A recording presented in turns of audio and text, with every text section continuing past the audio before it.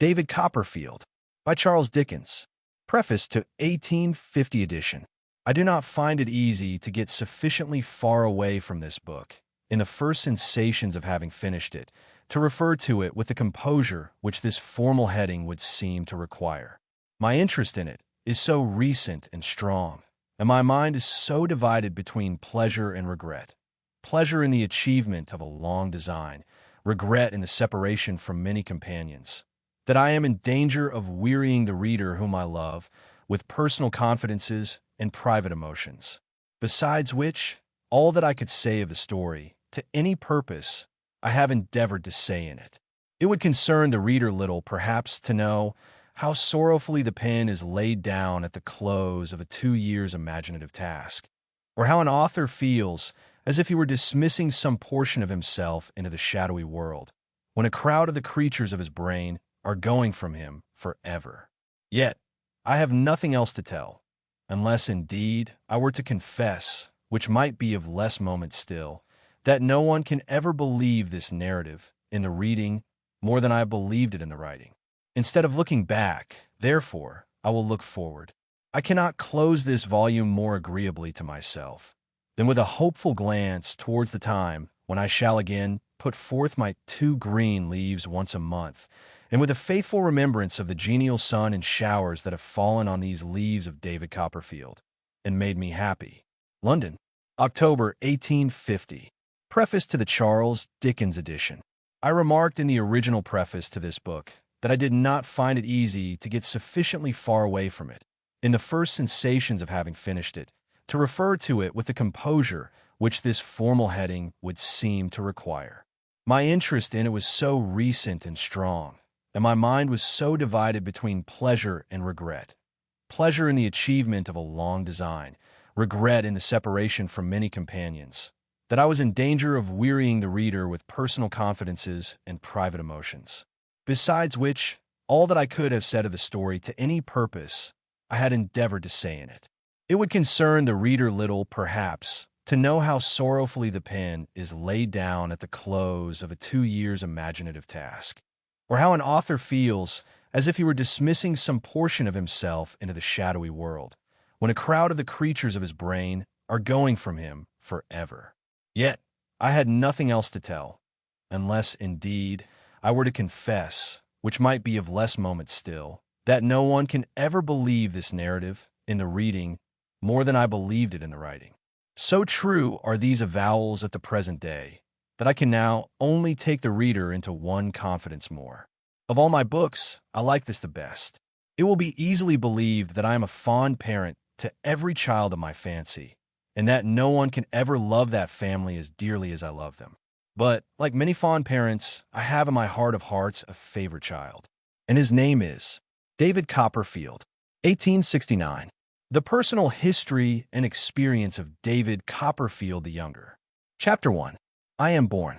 Whether I shall turn out to be the hero of my own life, or whether that station will be held by anybody else, these pages must show. To begin my life with the beginning of my life, I record that I was born, as I have been informed and believe, on a Friday at 12 o'clock at night. It was remarked that the clock began to strike, and I began to cry simultaneously. In consideration of the day and hour of my birth, it was declared by the nurse, and by some sage women in the neighborhood who had taken a lively interest in me several months before there was any possibility of our becoming personally acquainted, first, that I was destined to be unlucky in life, and secondly, that I was privileged to see ghosts and spirits, both these gifts inevitably attaching, as they believed, to all unlucky infants of either gender, born towards the small hours on a Friday night.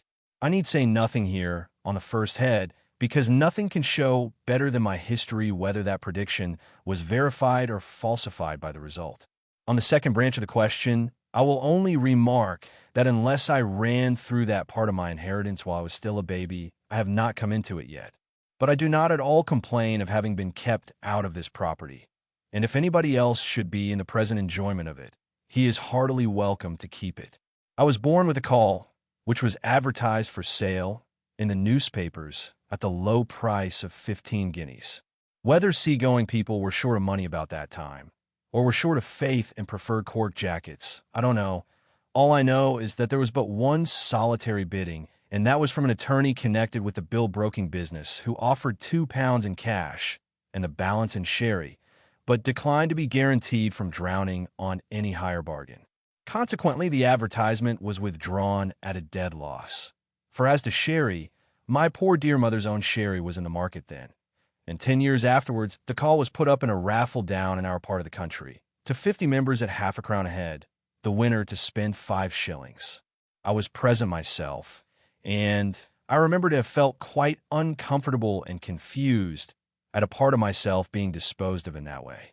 The call was won, I recollect, by an old lady with a handbasket, who, very reluctantly, produced from it the stipulated 5 shillings, all in halfpence, and tuppence halfpenny short, as it took an immense time and a great waste of arithmetic to endeavor without any effect to prove to her.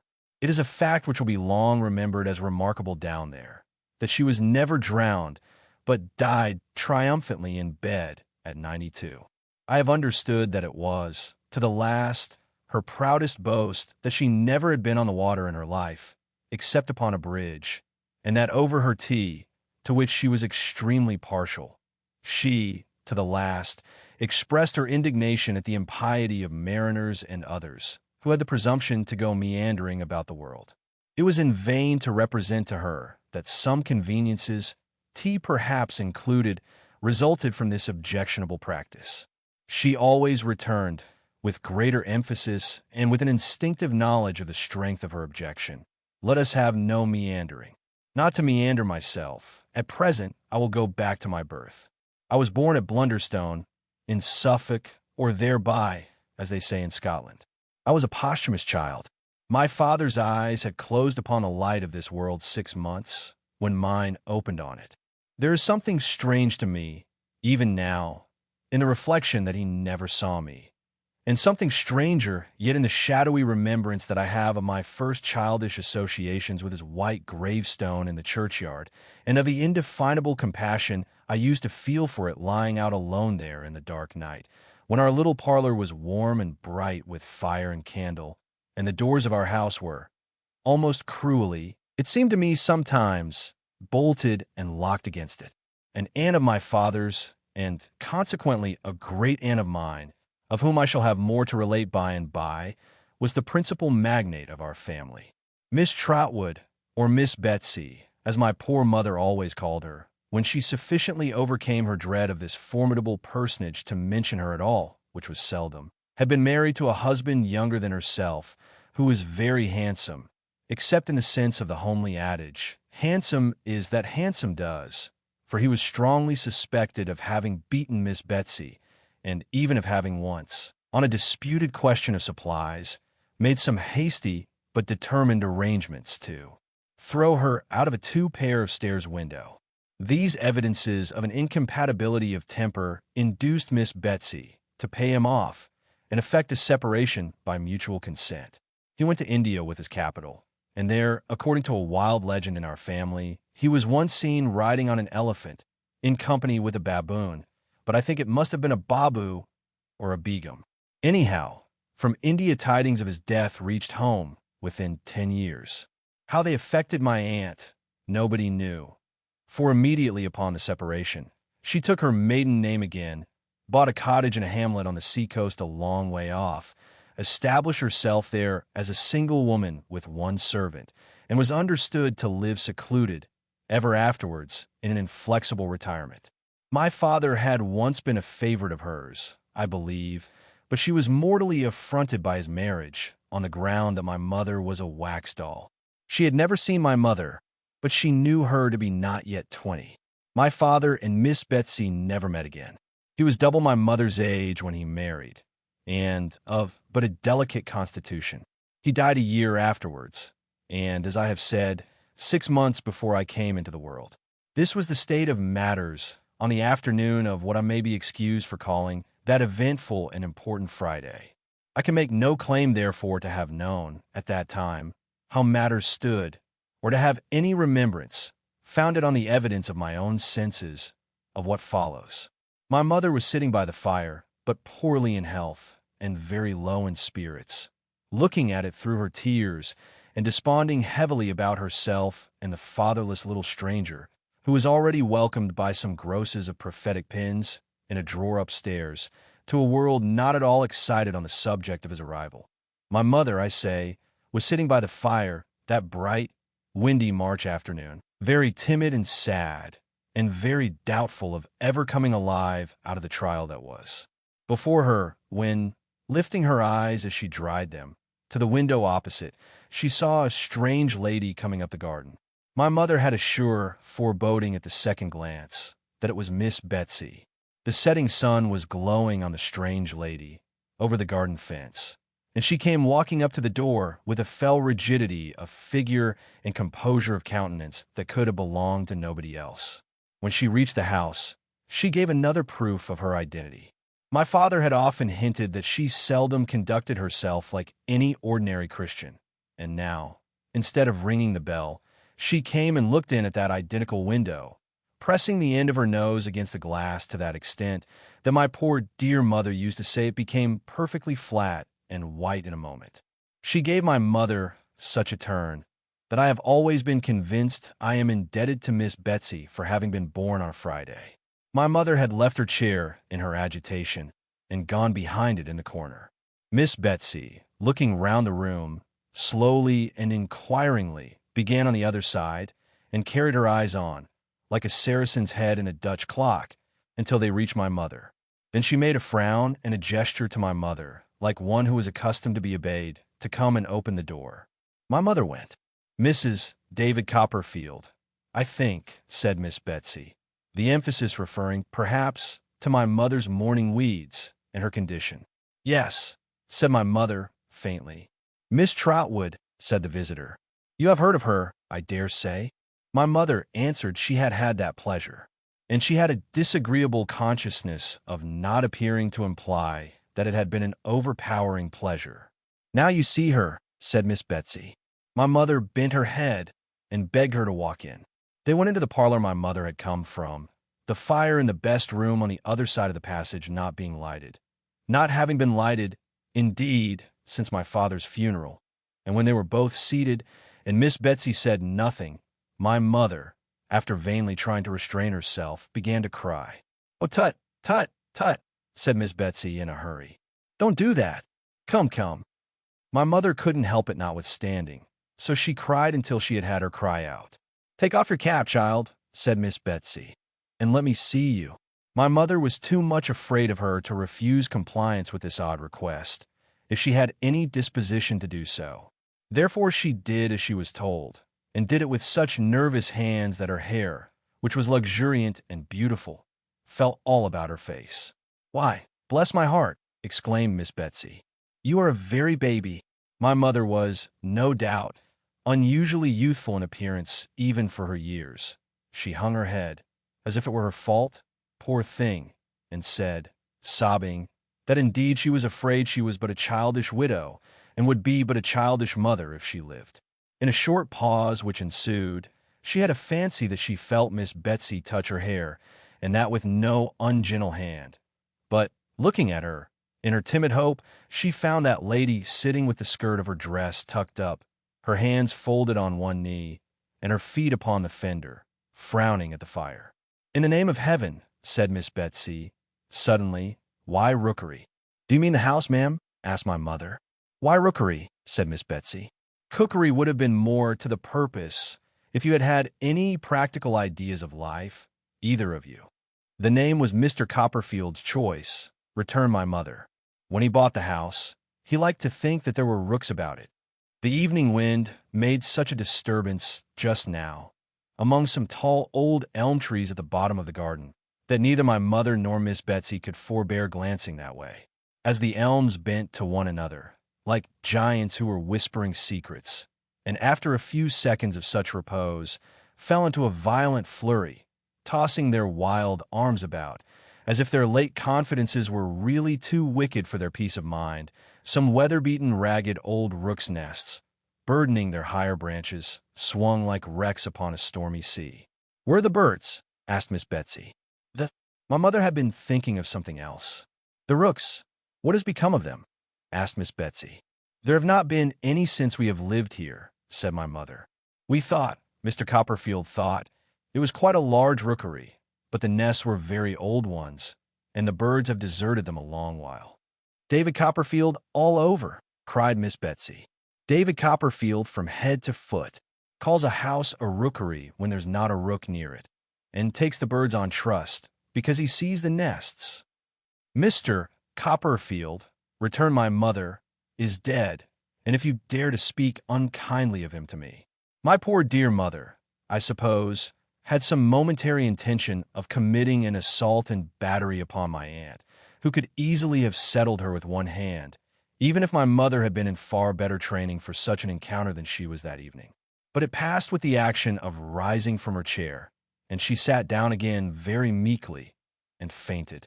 When she came to herself, or when Miss Betsy had restored her, whichever it was, she found a ladder standing at the window. The twilight was by this time shading down into darkness, and dimly as they saw each other, they could not have done that without the aid of the fire. Well, said Miss Betsy, coming back to her chair, as if she had only been taking a casual look at the prospect. And when do you expect? I am all in a tremble, faltered my mother. I don't know what's the matter. I shall die, I am sure. No, no, no, said Miss Betsy. Have some tea. Oh, dear me, dear me. Do you think it will do me any good? Cried my mother in a helpless manner. Of course it will, said Miss Betsy. It's nothing but fancy. What do you call your girl?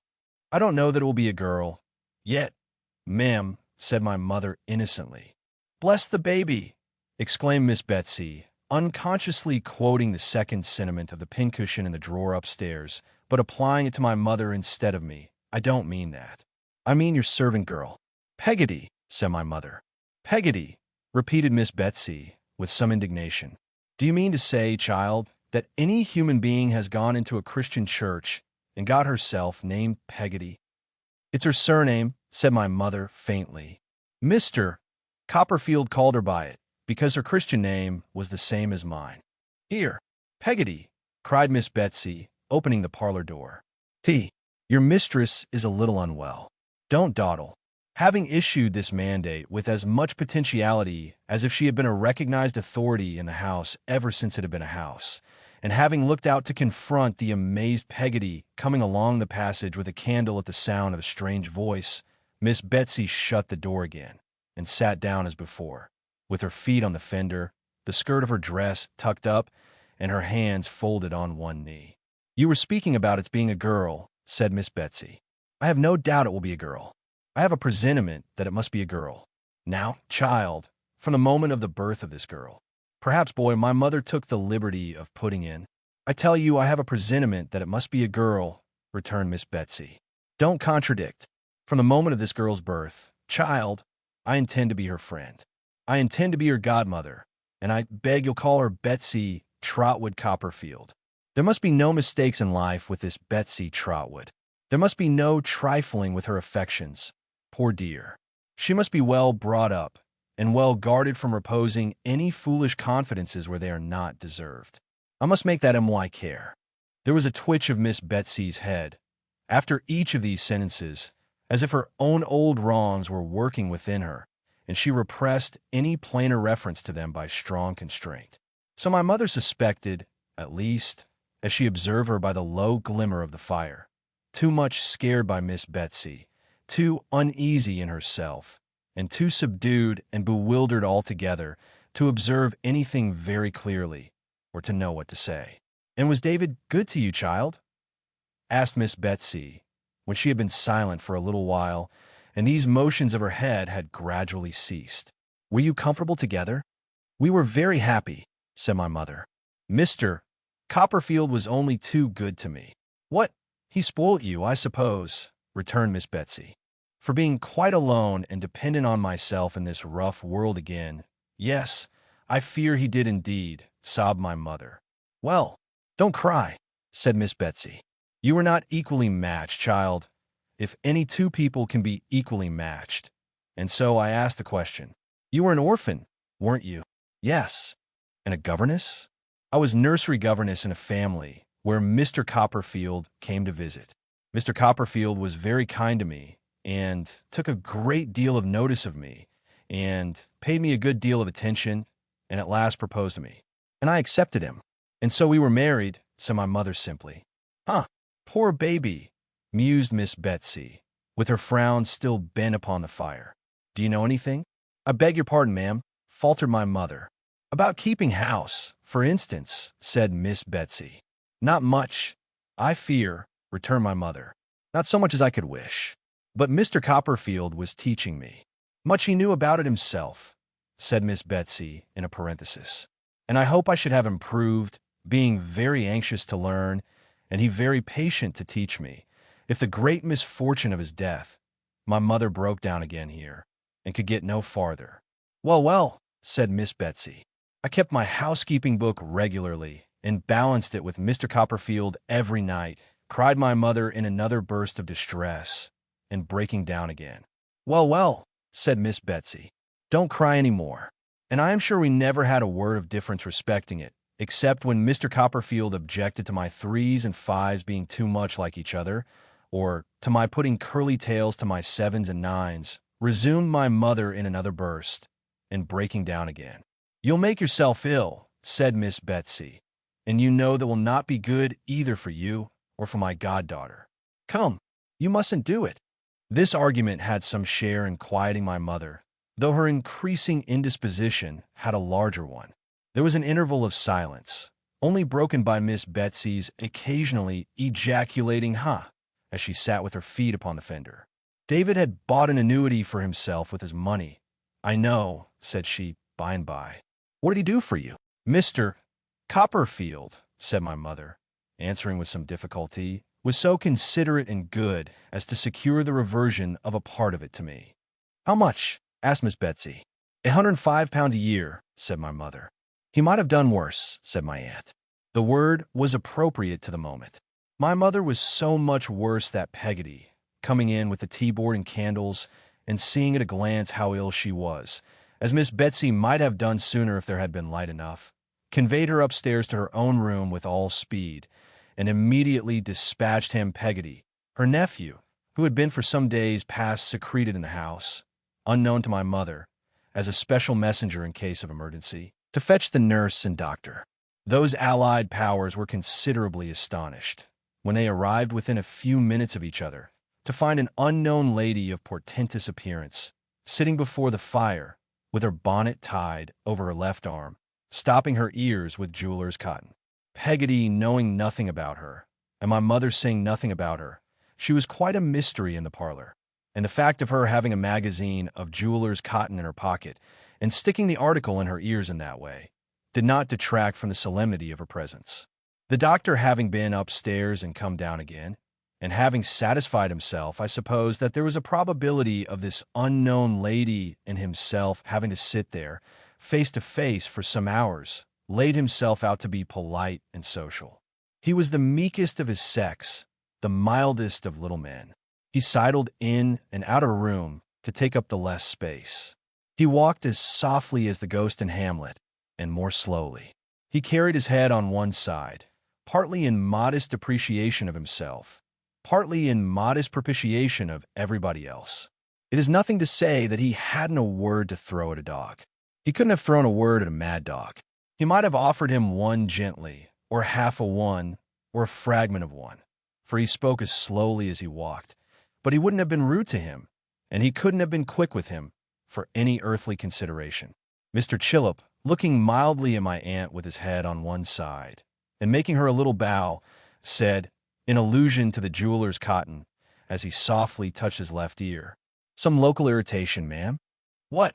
replied my aunt, pulling the cotton out of one ear like a cork. Mr. Chillip was so alarmed by her abruptness, as he told my mother afterwards, that it was a mercy he didn't lose his presence of mind. But he repeated sweetly, "Some local irritation, ma'am?" "Nonsense," replied my aunt, and corked herself again at one blow. Mr. Chillip could do nothing after this, but sit and look at her feebly as she sat and looked at the fire, until he was called upstairs again. After some quarter of an hour's absence, he returned. "Well," said my aunt, taking the cotton out of the ear nearest to him. "Well, ma'am," returned Mr. Chillip, we are progressing slowly, ma'am." Bah, said my aunt, with a perfect shake on the contemptuous interjection, and corked herself as before. Really, as Mr. Chillip told my mother, he was almost shocked.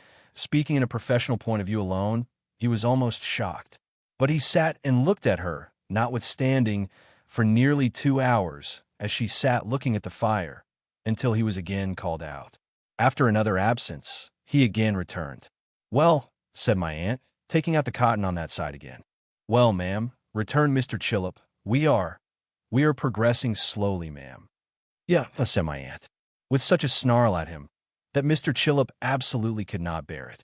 It was really calculated to break his spirit, he said afterwards. He preferred to go and sit upon the stairs, in the dark and a strong draught, until he was again sent for. Ham Peggotty, who went to the National School, and was a very dragon at his catechism, and who may therefore be regarded as a credible witness, reported next day that happening to peep in at the parlor door an hour after this, he was instantly descried by Miss Betsy, then walking to and fro in a state of agitation, and pounced upon before he could make his escape. That there were now occasional sounds of feet and voices overhead which he inferred the cotton did not exclude, from the circumstance of his evidently being clutched by the lady as a victim on whom to expend her superabundant agitation when the sounds were loudest. That, marching him constantly up and down by the collar, as if he had been taking too much laudanum, she at those times shook him, rumpled his hair, made light of his linen, stopped his ears as if she confounded them with her own, and otherwise tousled and maltreated him. This was in part confirmed by his aunt, who saw him at 12:30, soon after his release, and affirmed that he was then as red as I was. The mild Mr. Chillip could not possibly bear malice at such a time, if at any time. He sidled into the parlor as soon as he was at liberty, and said to my aunt in his meekest manner, "Well, ma'am, I'm happy to congratulate you." "What upon?" said my aunt sharply. Mr. Chillip was fluttered again by the extreme severity of my aunt's manner, so he made her a little bow and gave her a little smile to mollify her. "Mercy on the man, what's he doing?" cried my aunt impatiently. "Can't he speak?" "Be calm, my dear ma'am," said Mr. Chillip in his softest accents. "There is no longer any occasion for uneasiness, ma'am. Be calm." It has since been considered almost a miracle that my aunt didn't shake him and shake what he had to say out of him. She only shook her own head at him, but in a way that made him quail. "Well, ma'am," resumed Mr. Chillip, as soon as he had courage, "I am happy to congratulate you. All is now over, ma'am, and well over." During the 5 minutes or so that Mr. Chillip devoted to the delivery of this oration, my aunt eyed him narrowly. "How is she?" said my aunt, folding her arms with her bonnet still tied on one of them. "Well, ma'am, she will soon be quite comfortable, I hope," returned Mr. Chillip. "Quite as comfortable as we can expect a young mother to be under these melancholy domestic circumstances. There cannot be any objection to your seeing her presently, ma'am. It may do her good. And S.H.E. How is S.H.E.? said my aunt sharply. Mr. Chillip laid his head a little more on one side and looked at my aunt like an amiable bird. "The baby," said my aunt. "How is she?" "Ma'am," returned Mr. Chillip, "I apprehended you had known. It's a boy." My aunt said never a word, but took her bonnet by the strings in the manner of a sling, aimed a blow at Mr. Chillip's head with it, put it on bent, walked out, and never came back. She vanished like a discontented fairy, or like one of those supernatural beings whom it was popularly supposed I was entitled to see, and never came back any more. No, I lay in my basket, and my mother lay in her bed, but Betsy Trotwood Copperfield was forever in the land of dreams and shadows, the tremendous region whence I had so lately traveled, and the light upon the window of our room shone out upon the earthly bourne of all such travelers, and the mound above the ashes and the dust that once was he, without whom I had never been. Chapter 2. I observe. The first objects that assume a distinct presence before me, as I look far back into the blank of my infancy, are my mother with her pretty hair and youthful shape, and Peggotty with no shape at all, and eyes so dark that they seem to darken their whole neighborhood in her face, and cheeks and arms so hard and red that I wondered the birds didn't peck her in preference to apples. I believe I can remember these two at a little distance apart, dwarfed to my sight by stooping down or kneeling on the floor, and I going unsteadily from the one to the other. I have an impression on my mind, which I cannot distinguish from actual remembrance, of the touch of Peggotty's forefinger as she used to hold it out to me, and of its being roughened by needlework, like a pocket nutmeg grater. This may be fancy, though I think the memory of most of us can go farther back into such times than many of us suppose, just as I believe the power of observation in numbers of very young children to be quite wonderful for its closeness and accuracy. Indeed, I think that most grown men who are remarkable in this respect may with greater propriety be said not to have lost the faculty than to have acquired it. The rather, as I generally observe such men to retain a certain freshness and gentleness and capacity of being pleased, which are also an inheritance they have preserved from their childhood. I might have a misgiving that I am meandering in stopping to say this, but that it brings me to remark that I build these conclusions, in part upon my own experience of myself. And if it should appear from anything I may set down in this narrative that I was a child of close observation, or that as a man I have a strong memory of my childhood, I undoubtedly lay claim to both of these characteristics. Looking back, as I was saying, into the blank of my infancy, the first objects I can remember as standing out by themselves from a confusion of things are my mother and Peggotty. What else do I remember? Let me see. There comes out of the cloud our house, not new to me, but quite familiar in its earliest remembrance. On the ground floor is Peggotty's kitchen, opening into a backyard, with a pigeon house on a pole in the center without any pigeons in it, a great dog kennel in a corner without any dog, and a quantity of fowls that look terribly tall to me, walking about in a menacing and ferocious manner. There is one cock who gets upon a post to crow, and seems to take particular notice of me as I look at him through the kitchen window, who makes me shiver, he is so fierce. Of the geese outside the side gate who come waddling after me with their long necks stretched out when I go that way, I dream at night, as a man environed by wild beasts might dream of lions. Here is a long passage, what an enormous perspective I make of it, leading from Peggotty's kitchen to the front door. A dark storeroom opens out of it, and that is a place to be run past at night, for I don't know what may be among those tubs and jars and old tea chests, when there is nobody in there with a dimly burning light, letting a moldy air come out of the door, in which there is the smell of soap, pickles, pepper, candles, and coffee, all at one whiff. Then there are the two parlors. The parlor in which we sit of an evening, my mother and I and Peggotty, for Peggotty is quite our companion, when her work is done and we are alone, and the best parlor where we sit on a Sunday, grandly, but not so comfortably. There is something of a doleful air about that room to me, for Peggotty has told me, I don't know when, but apparently ages ago, about my father's funeral and the company having their black cloaks put on. One Sunday night, my mother reads to Peggotty and me in there how Lazarus was raised up from the dead, and I am so frightened that they are afterwards obliged to take me out of bed and show me the quiet churchyard out of the bedroom window, with the dead all lying in their graves at rest, below the solemn moon. There is nothing half so green that I know anywhere as the grass of that churchyard, nothing half so shady as its trees, nothing half so quiet as its tombstones.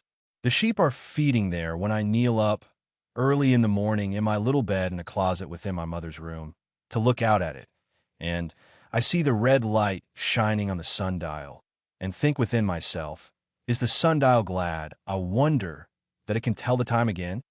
Here is our pew in the church. What high-backed pew, with a window near it, out of which our house can be seen, and I has seen many times during the morning service, by Peggotty, who likes to make herself as sure as she can that it's not being robbed, or is not in flames. But though Peggotty's eye wanders, she is much offended if mine does, and frowns to me, as I stand upon the seat, that I am to look at the clergyman. But I can't always look at him. I know him without that white thing on, and I am afraid of his wondering why I stare so, and perhaps stopping the service to inquire. And what am I to do? It's a dreadful thing to gape, but I must do something. I look at my mother, but she pretends not to see me. I look at a boy in the aisle, and he makes faces at me. I look at the sunlight coming in at the open door through the porch, and there I see a stray sheep. I don't mean a sinner, but mutton, half making up his mind to come into the church. I feel that if I looked at him any longer, I might be tempted to say something out loud. And what would become of me then? I look up at the monumental tablets on the wall and try to think of Mr. Bodger's late of this parish, and what the feelings of Mrs. Bodgers must have been when affliction sore, long time Mr. Bodgers bore, and physicians were in vain. I wonder whether they called him Mr. Chillip, and he was in vain, and if so, how he likes to be reminded of it once a week. I look from Mr. Chillip in his Sunday neckcloth to the pulpit, and think what a good place it would be to play in, and what a castle it would make, with another boy coming up the stairs to attack it, and having the velvet cushion with the tassels thrown down on his head. In time my eyes gradually shut up, and from seeming to hear the clergyman singing a drowsy song in the heat, I hear nothing until I fall off the seat with a crash, and am taken out, more dead than alive, by Peggotty. And now I see the outside of our house, with the latticed bedroom windows standing open to let in the sweet-smelling air, and the ragged old rook's nest still dangling in the elm trees at the bottom of the front garden. Now I am in the garden at the back, beyond the yard where the empty pigeon house and dog kennel are, a very preserve of butterflies, as I remember it, with a high fence and a gate and padlock, where the fruit clusters on the trees, riper and richer than fruit has ever been since, in any other garden, and where my mother gathers some in a basket, while I stand by, bolting furtive gooseberries and trying to look unmoved. A great wind rises, and the summer is gone in a moment. We are playing in the winter twilight, dancing about the parlor. When my mother is out of breath and rests herself in an elbow chair, I watch her winding her bright curls round her fingers and straightening her waist, and nobody knows better than I do that she likes to look so well and is proud of being so pretty. That is among my very earliest impressions. That, in a sense that we were both a little afraid of Peggotty, and submitted ourselves in most things to her direction, were among the first opinions, if they may be so called, that I ever derived from what I saw. Peggotty and I were sitting one night by the parlor fire alone. I had been reading to Peggotty about crocodiles. I must have read very perspicuously, or the poor soul must have been deeply interested, for I remember she had a cloudy impression, after I had done, that they were a sort of vegetable. I was tired of reading and dead sleepy, but having leave as a high treat to sit up until my mother came home from spending the evening at neighbors, I would rather have died upon my post, of course, than have gone to bed. I had reached that stage of sleepiness when Peggotty seemed to swell and grow immensely large. I propped my eyelids open with my two forefingers and looked perseveringly at her as she sat at work, at the little bit of wax candle she kept for her thread. How old it looked, being so wrinkled in all directions, at the little house with a thatched roof, where the yard measure lived, at her workbox with a sliding lid, with a view of St. Paul's Cathedral, with a pink dome, painted on the top, at the brass thimble on her finger, at herself, whom I thought lovely. I felt so sleepy that I knew if I lost sight of anything for a moment, I was gone. "Peggotty," says I, suddenly, "were you ever married?" "Lord, Master Davy," replied Peggotty, "what's put marriage in your head?" She answered with such a start that it quite awoke me, and then she stopped in her work and looked at me, with her needle drawn out to its thread's length. "But were you ever married, Peggotty?" says I. "You are a very handsome woman, ain't you?" I thought her in a different style from my mother, certainly, but of another school of beauty. I considered her a perfect example. There was a red velvet footstool in the best parlor, on which my mother had painted a nosegay. The groundwork of that stool and Peggotty's complexion appeared to me to be one and the same thing. The stool was smooth, and Peggotty was rough, but that made no difference. "Me handsome, Davy," said Peggotty. "Lauk, no, my dear. But what put marriage in your head?" "I don't know." "We mustn't marry more than one person at a time, may you, Peggotty?" "Certainly not," says Peggotty, with the promptest decision. "But if you marry a person, and the person dies, why then you may marry another person, mayn't you, Peggotty?" "You may," says Peggotty, "if you choose, my dear. That's a matter of opinion." "But what is your opinion, Peggotty?" said I. I asked her, and looked curiously at her, because she looked so curiously at me. "My opinion is," said Peggotty, taking her eyes from me, after a little indecision and going on with her work, that I never was married myself, Master Davy, and that I don't expect to be. That's all I know about the subject. You ain't cross, I suppose. Peggotty, are you? Said I, after sitting quiet for a minute. I really thought she had been so short with me, but I was quite mistaken, for she laid aside her work, which was a stocking of her own, and opening her arms wide, took my curly head within them and gave it a good squeeze. I know it was a good squeeze because, being very plump, whenever she made any little exertion after she was dressed, some of the buttons on the back of her gown flew off. And I recollect, too, bursting to the opposite side of the parlor while she was hugging me. Now let me hear some more about the Corkindills, said Peggotty, who was not quite right in the name yet, for I ain't heard half enough. I couldn't quite understand why Peggotty looked so queer or why she was so ready to go back to the crocodiles. However, we returned to those monsters, with fresh wakefulness on my part, and we left their eggs in the sand for the sun to hatch, and we ran away from them and baffled them by constantly turning, which they were unable to do quickly on account of their unwieldy make. And we went into the water after them, as natives, and put sharp pieces of timber down their throats. And in short, we ran the whole crocodile gauntlet. I did, at least. But I had my doubts of Peggotty, who was thoughtfully sticking her needle into various parts of her face and arms all the time.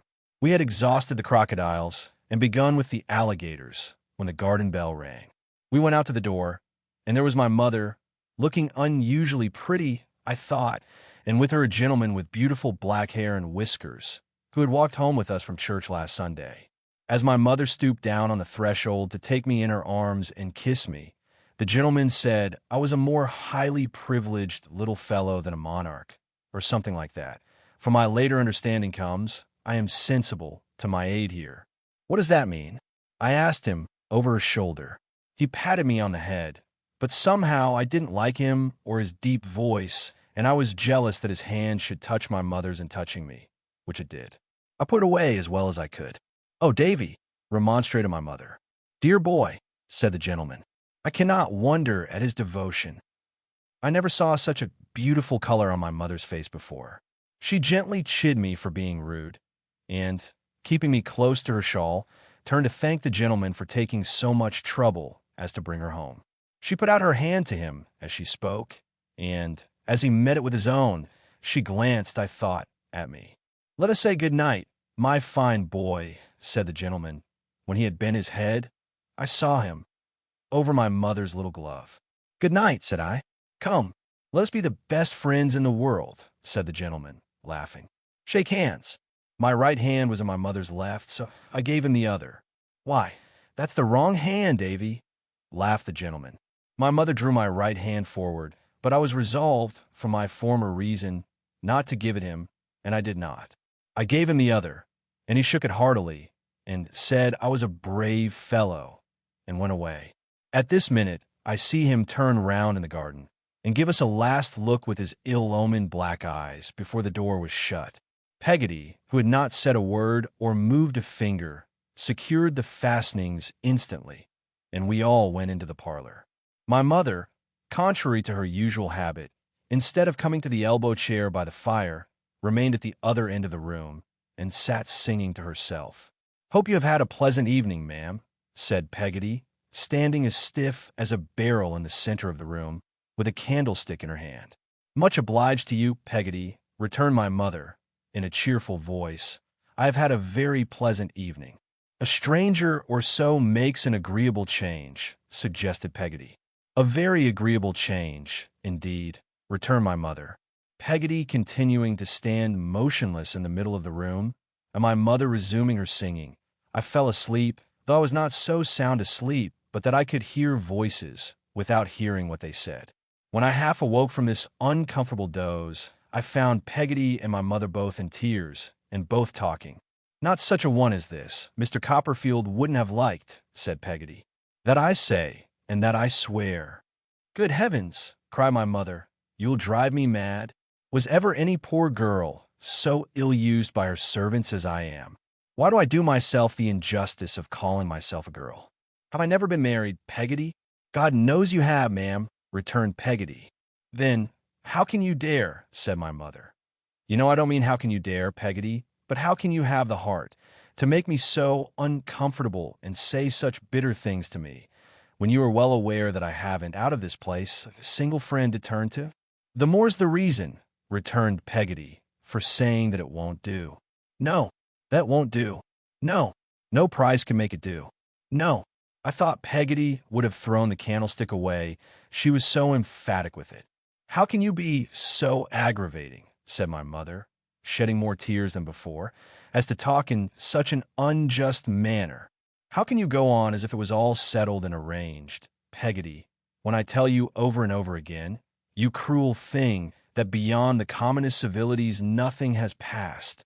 You talk of admiration. What am I to do? If people are so silly as to indulge the sentiment, is it my fault? What am I to do, I ask you? Would you wish me to shave my head and black my face, or disfigure myself with a burn, or a scald, or something of that sort? I dare say you would, Peggotty. I dare say you'd quite enjoy it. Peggotty seemed to take this aspersion very much to heart, I thought. And my dear boy, cried my mother, coming to the elbow chair in which I was, and caressing me, my own little Davy, is it to be hinted to me that I am wanting in affection for my precious treasure, the dearest little fellow that ever was? Nobody never went and hinted no such a thing, said Peggotty. You did, Peggotty, returned my mother. You know you did. What else was it possible to infer from what you said, you unkind creature, when you know as well as I do, that on his account only last quarter I wouldn't buy myself a new parasol, though that old green one is frayed the whole way up, and the fringe is perfectly mangy. You know it is, Peggotty. You can't deny it.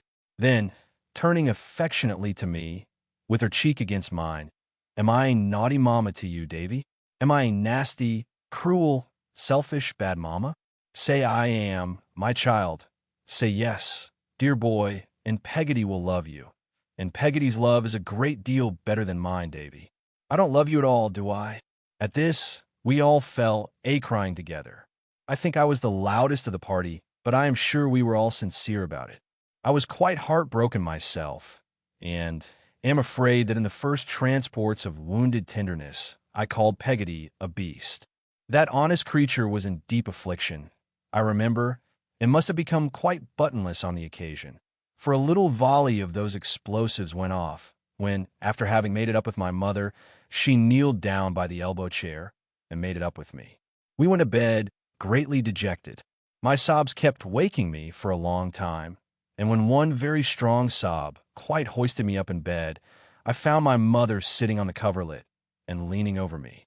I fell asleep in her arms after that and slept soundly. Whether it was the following Sunday when I saw the gentleman again, or whether there was any greater lapse of time before he reappeared, I cannot recall. I don't profess to be clear about dates, but there he was in church, and he walked home with us afterwards. He came in, too, to look at a famous geranium we had in the parlor window. It did not appear to me that he took much notice of it, but when he asked my mother to give him a bit of the blossom. She begged him to choose it for himself, but he refused to do that. I could not understand why. So she plucked it for him and gave it into his hand. He said he would never part with it any more, and I thought he must be quite a fool not to know that it would fall to pieces in a day or two. Peggotty began to be less with us of an evening than she had always been. My mother deferred to her very much. More than usual, it occurred to me, and we were all three excellent friends. Still, we were different from what we used to be, and were not so comfortable among ourselves. Sometimes I fancied that Peggotty perhaps objected to my mother's wearing all the pretty dresses she had in her drawers, or to her going so often to visit at that neighbor's, but I couldn't, to my satisfaction, make out how it was. Gradually, I became used to seeing the gentleman with the black whiskers. I liked him no better than at first, and had the same uneasy jealousy of him. But if I had any reason for it beyond a child's instinctive dislike, and a general idea that Peggotty and I could make much of my mother without any help, it certainly was not the reason that I might have found if I had been older. No such thing came in my mind, or near it. I could observe in little pieces, as it were. But as to making a net of a number of these pieces, and catching anybody in it, that was, as yet, beyond me. One autumn morning, I was with my mother in the front garden, when Mr. Murdstone, I knew him by that name now, came by, on horseback. He reined up his horse to salute my mother, and said he was on a Lowestoft to see some friends who were there with a yacht, and merrily proposed to take me on the saddle before him if I would like the ride. The air was so clear and pleasant, and the horse seemed to like the idea of the ride so much himself, as he stood snorting and pawing at the garden gate, that I had a great desire to go. So I was sent upstairs to Peggotty to be made spruce. And in the meantime, Mr. Murdstone dismounted, and, with his horse's bridle drawn over his arm, walked slowly up and down on the outer side of the sweetbrier fence, while my mother walked slowly up and down on the inner to keep him company. I recollect Peggotty and I peeping out at them from my little window. I recollect how closely they seemed to be examining the sweetbrier between them as they strolled along, and how, from being in a perfectly angelic temper, Peggotty turned cross in a moment and brushed my hair the wrong way, excessively hard. Mr. Murdstone and I were soon off and trotting along on the green turf by the side of the road. He held me quite easily with one arm, and I don't think I was restless usually, but I could not make up my mind to sit in front of him without turning my head sometimes and looking up in his face. He had that kind of shallow black eye. I want a better word to express an eye that has no depth in it to be looked into, which, when it is abstracted, seems from some peculiarity of light to be disfigured for a moment at a time by a cast. Several times when I glanced at him, I observed that appearance with a sort of awe and wondered what he was thinking about so closely. His hair and whiskers were blacker and thicker, looked at so near than even I had given them credit for being. A squareness about the lower part of his face, and a dotted indication of the strong black beard he shaved close every day, reminded me of the waxwork that had traveled into our neighborhood some half a year before. This, his regular eyebrows, and the rich white and black and brown of his complexion, confound his complexion, and his memory, made me think him, in spite of my misgivings, a very handsome man. I have no doubt that my poor dear mother thought him so too. We went to an hotel by the sea, where two gentlemen were smoking cigars in a room by themselves. Each of them was lying on at least 4 chairs, and had a large rough jacket on. In a corner was a heap of coats and boat cloaks, and a flag, all bundled up together. They both rolled onto their feet in an untidy sort of manner when we came in, and said, "Hello, Murdstone. We thought you were dead." "Not yet," said Mr. Murdstone. "And who's this shaver?" said one of the gentlemen, taking hold of me. "That's Davy," returned Mr. Murdstone. "Davy who?" said the gentleman. "Jones." "Copperfield," said Mr. Murdstone. "What? Bewitching Mrs. Copperfield's encumbrance?" cried the gentleman. "The pretty little widow?" "Quinion," said Mr. Murdstone. "Take care, if you please. Somebody sharp." "Who is?" asked the gentleman, laughing. I looked up quickly, being curious to know. "Only Brooks of Sheffield," said Mr. Murdstone. I was quite relieved to find that it was only Brooks of Sheffield, for at first I really thought it was I. There seemed to be something very comical in the reputation of Mr. Brooks of Sheffield, for both the gentlemen laughed heartily when he was mentioned, and Mr. Murdstone was a good deal amused also. After some laughing, the gentleman whom he had called Quinion said, "And what is the opinion of Brooks of Sheffield in reference to the projected business?" "Why, I don't know that Brooks understands much about it at present," replied Mr. Murdstone, "but he is not generally favorable, I believe." There was more laughter at this, and Mr. Quinion said he would ring the bell for some sherry in which to drink to Brooks. This he did, and when the wine came, he made me have a little with a biscuit, and before I drank it, stand up and say, "Confusion to Brooks of Sheffield." The toast was received with great applause, and such hearty laughter that it made me laugh too, at which they laughed the more. In short, we quite enjoyed ourselves. We walked about on the cliff after that, and sat on the grass, and looked at things through a telescope. I could make out nothing myself when it was put to my eye, but I pretended I could, and then we came back to the hotel to an early dinner. All the time we were out, the two gentlemen smoked incessantly, which I thought, if I might judge from the smell of their rough coats, they must have been doing ever since the coats had first come home from the tailor's.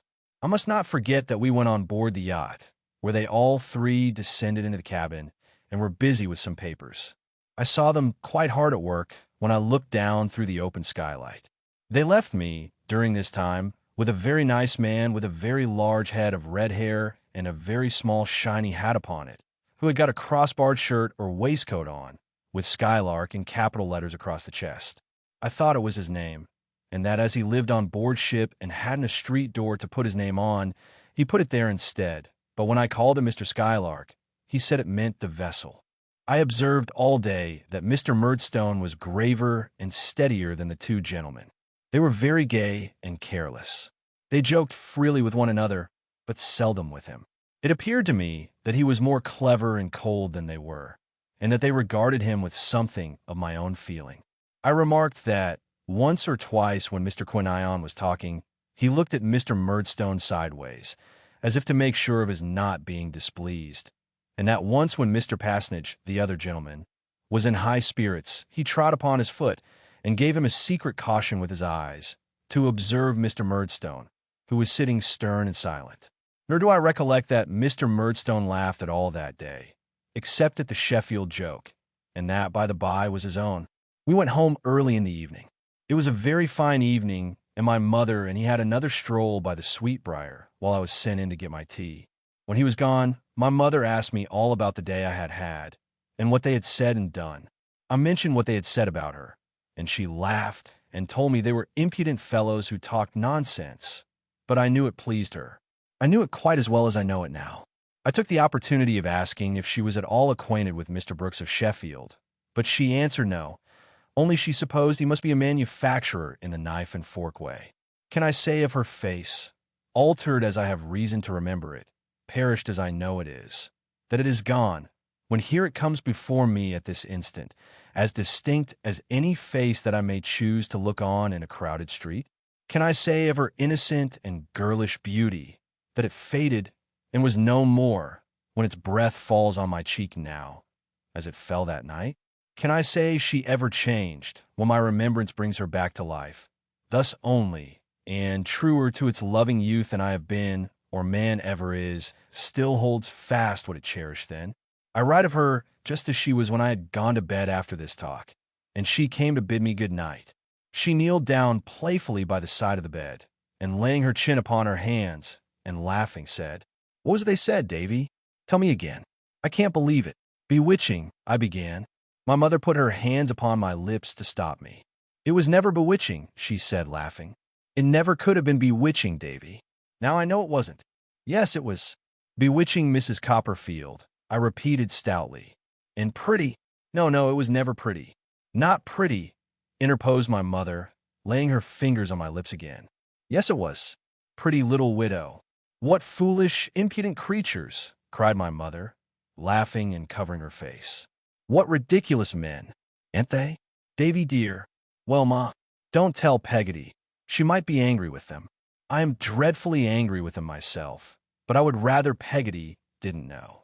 I promised, of course, and we kissed one another over and over again, and I soon fell fast asleep. It seems to me, at this distance of time, as if it were the next day when Peggotty broached the striking and adventurous proposition I am about to mention, but it was probably about 2 months afterwards. We were sitting as before, one evening, when my mother was out as before, in company with the stocking and the yard measure and the bit of wax and the box with St. Paul's on the lid, and the crocodile book, when Peggotty, after looking at me several times and opening her mouth as if she were going to speak without doing it, which I thought was merely gaping, or I should have been rather alarmed, said coaxingly, "Master Davy, how should you like to go along with me and spend a fortnight at my brother's at Yarmouth? Wouldn't that be a treat? Is your brother an agreeable man, Peggotty?" I inquired provisionally. "Oh, what an agreeable man he is!" cried Peggotty, holding up her hands. "Then there's the sea, and the boats and ships, and the fishermen, and the beach, and A.M. to play with." Peggotty meant her nephew Ham, mentioned in my first chapter, but she spoke of him as a morsel of English grammar. I was flushed by her summary of delights, and replied that it would indeed be a treat, but what would my mother say? "Why, then I'll as good as bet a guinea," said Peggotty, intent upon my face, "that she'll let us go. I'll ask her, if you like, as soon as ever she comes home." "There now. But what's she to do while we're away?" said I, putting my small elbows on the table to argue the point. She can't live by herself. If Peggotty were looking for a hole, all of a sudden, in the heel of that stocking, it must have been a very little one indeed, and not worth darning. I say, Peggotty, she can't live by herself, you know. Oh, bless you, said Peggotty, looking at me again at last. Don't you know? She's going to stay for a fortnight with Mrs. Graper. Mrs. Graper's going to have a lot of company. Oh, if that was it, I was quite ready to go. I waited, in the utmost impatience, until my mother came home from Mrs. Graper's, for it was that identical neighbor, to ascertain if we could get leave to carry out this great idea. Without being nearly so much surprised as I had expected, my mother entered into it readily, and it was all arranged that night, and my board and lodging during the visit were to be paid for. The day soon came for our going. It was such an early day that it came soon, even to me, who was in a fever of expectation and half afraid that an earthquake or a fiery mountain or some other great convulsion of nature might interpose to stop the expedition. We were to go in a carrier's cart, which departed in the morning after breakfast. I would have given any money to have been allowed to wrap myself up overnight and sleep in my hat and boots. It touches me nearly now, although I tell it lightly, to recollect how eager I was to leave my happy home, to think how little I suspected what I did leave forever. I am glad to recollect that when the carrier's cart was at the gate and my mother stood there kissing me, a grateful fondness for her and for the old place I had never turned my back upon before made me cry. I am glad to know that my mother cried too, and that I felt her heart beat against mine.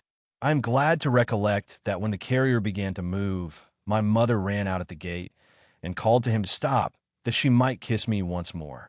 I am glad to dwell upon the earnestness and love with which she lifted up her face to mine, and did so. As we left her standing in the road, Mr. Murdstone came up to where she was, and seemed to expostulate with her for being so moved. I was looking back round the awning of the cart, and wondered what business it was of his.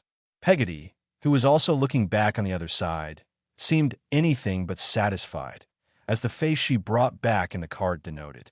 I sat looking at Peggotty for some time, in a reverie on this supposititious case, whether, if she were employed to lose me like the boy in the fairy tale, I should be able to track my way home again by the buttons she would shed.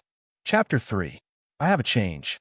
The carrier's horse was the laziest horse in the world, I should hope, and shuffled along, with his head down, as if he liked to keep people waiting to whom the packages were directed.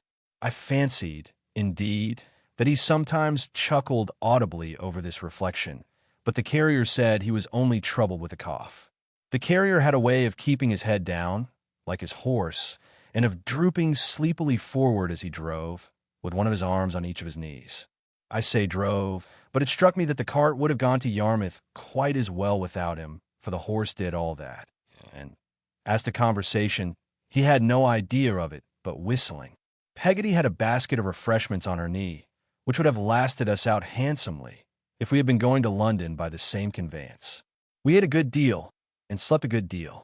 Peggotty always went to sleep with her chin upon the handle of the basket, her hold of which never relaxed, and I could not have believed, unless I had heard her do it, that one defenseless woman could have snored so much.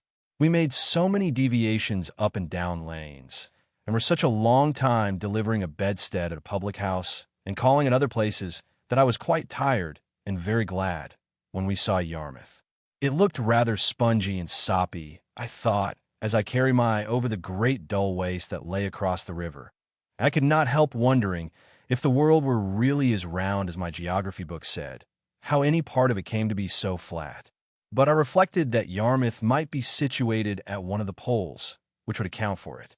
As we drew a little nearer and saw the whole adjacent prospect lying a straight, low line under the sky, I hinted to Peggotty that a mound or so might have improved it, and also that if the land had been a little more separated from the sea, and the town and the tide had not been quite so much mixed up, like toast and water, it would have been nicer.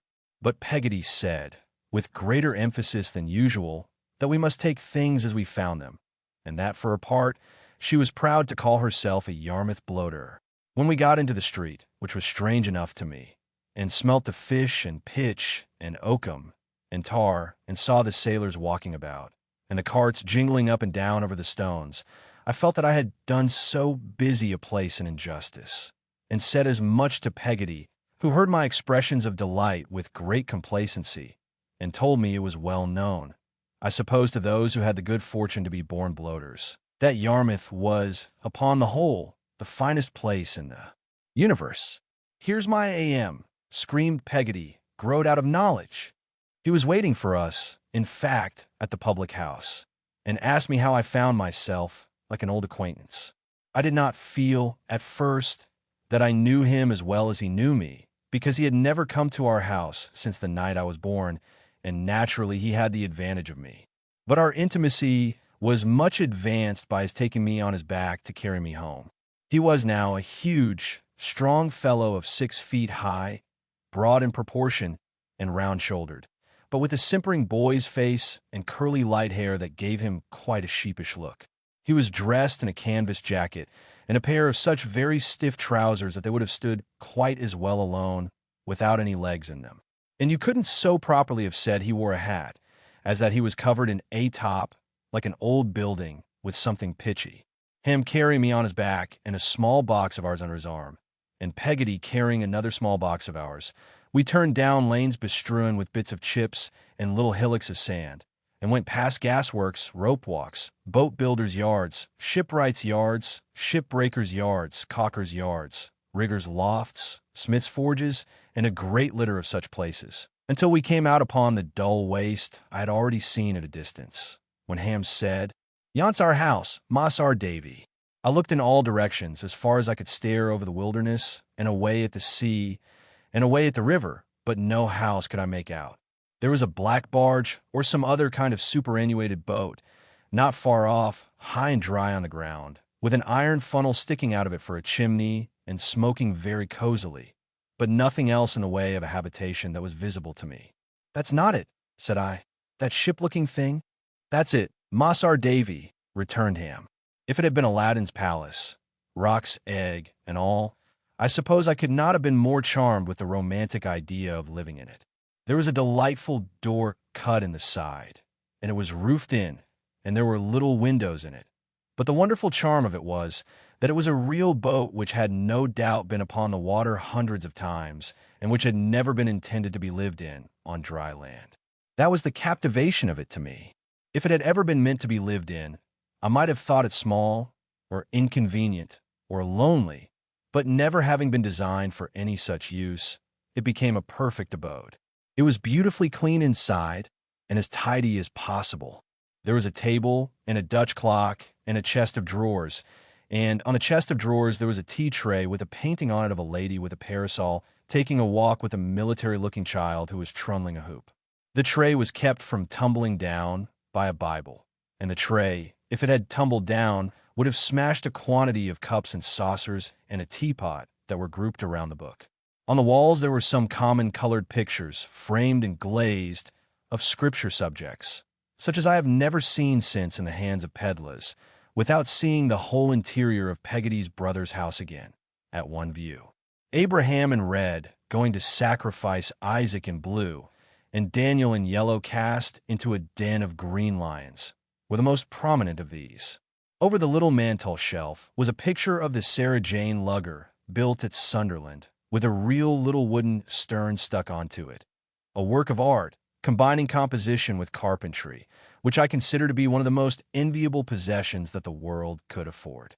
There were some hooks in the beams of the ceiling, the use of which I did not divine then, and some lockers and boxes and conveniences of that sort, which served for seats and eked out the chairs. All this I saw on the first glance after I crossed the threshold, childlike, according to my theory, and then Peggotty opened a little door and showed me my bedroom. It was the completest and most desirable bedroom ever seen, in the stern of the vessel, with a little window where the rudder used to go through, a little looking-glass, just the right height for me, nailed against the wall and framed with oyster shells, a little bed, which there was just room enough to get into, and a nosegay of seaweed in a blue mug on the table. The walls were white as milk, and the patchwork counterpane made my eyes quite ache with its brightness. One thing I particularly noticed in this delightful house was the smell of fish, which was so searching that when I took out my pocket handkerchief to wipe my nose, I found it smelt exactly as if it had wrapped up a lobster. On my imparting this discovery in confidence to Peggotty, she informed me that her brother dealt in lobsters, crabs, and crawfish, and I afterwards found that a heap of these creatures, in a state of wonderful conglomeration with one another, and never leaving off pinching whatever they laid hold of, were usually to be found in a little wooden outhouse where the pots and kettles were kept.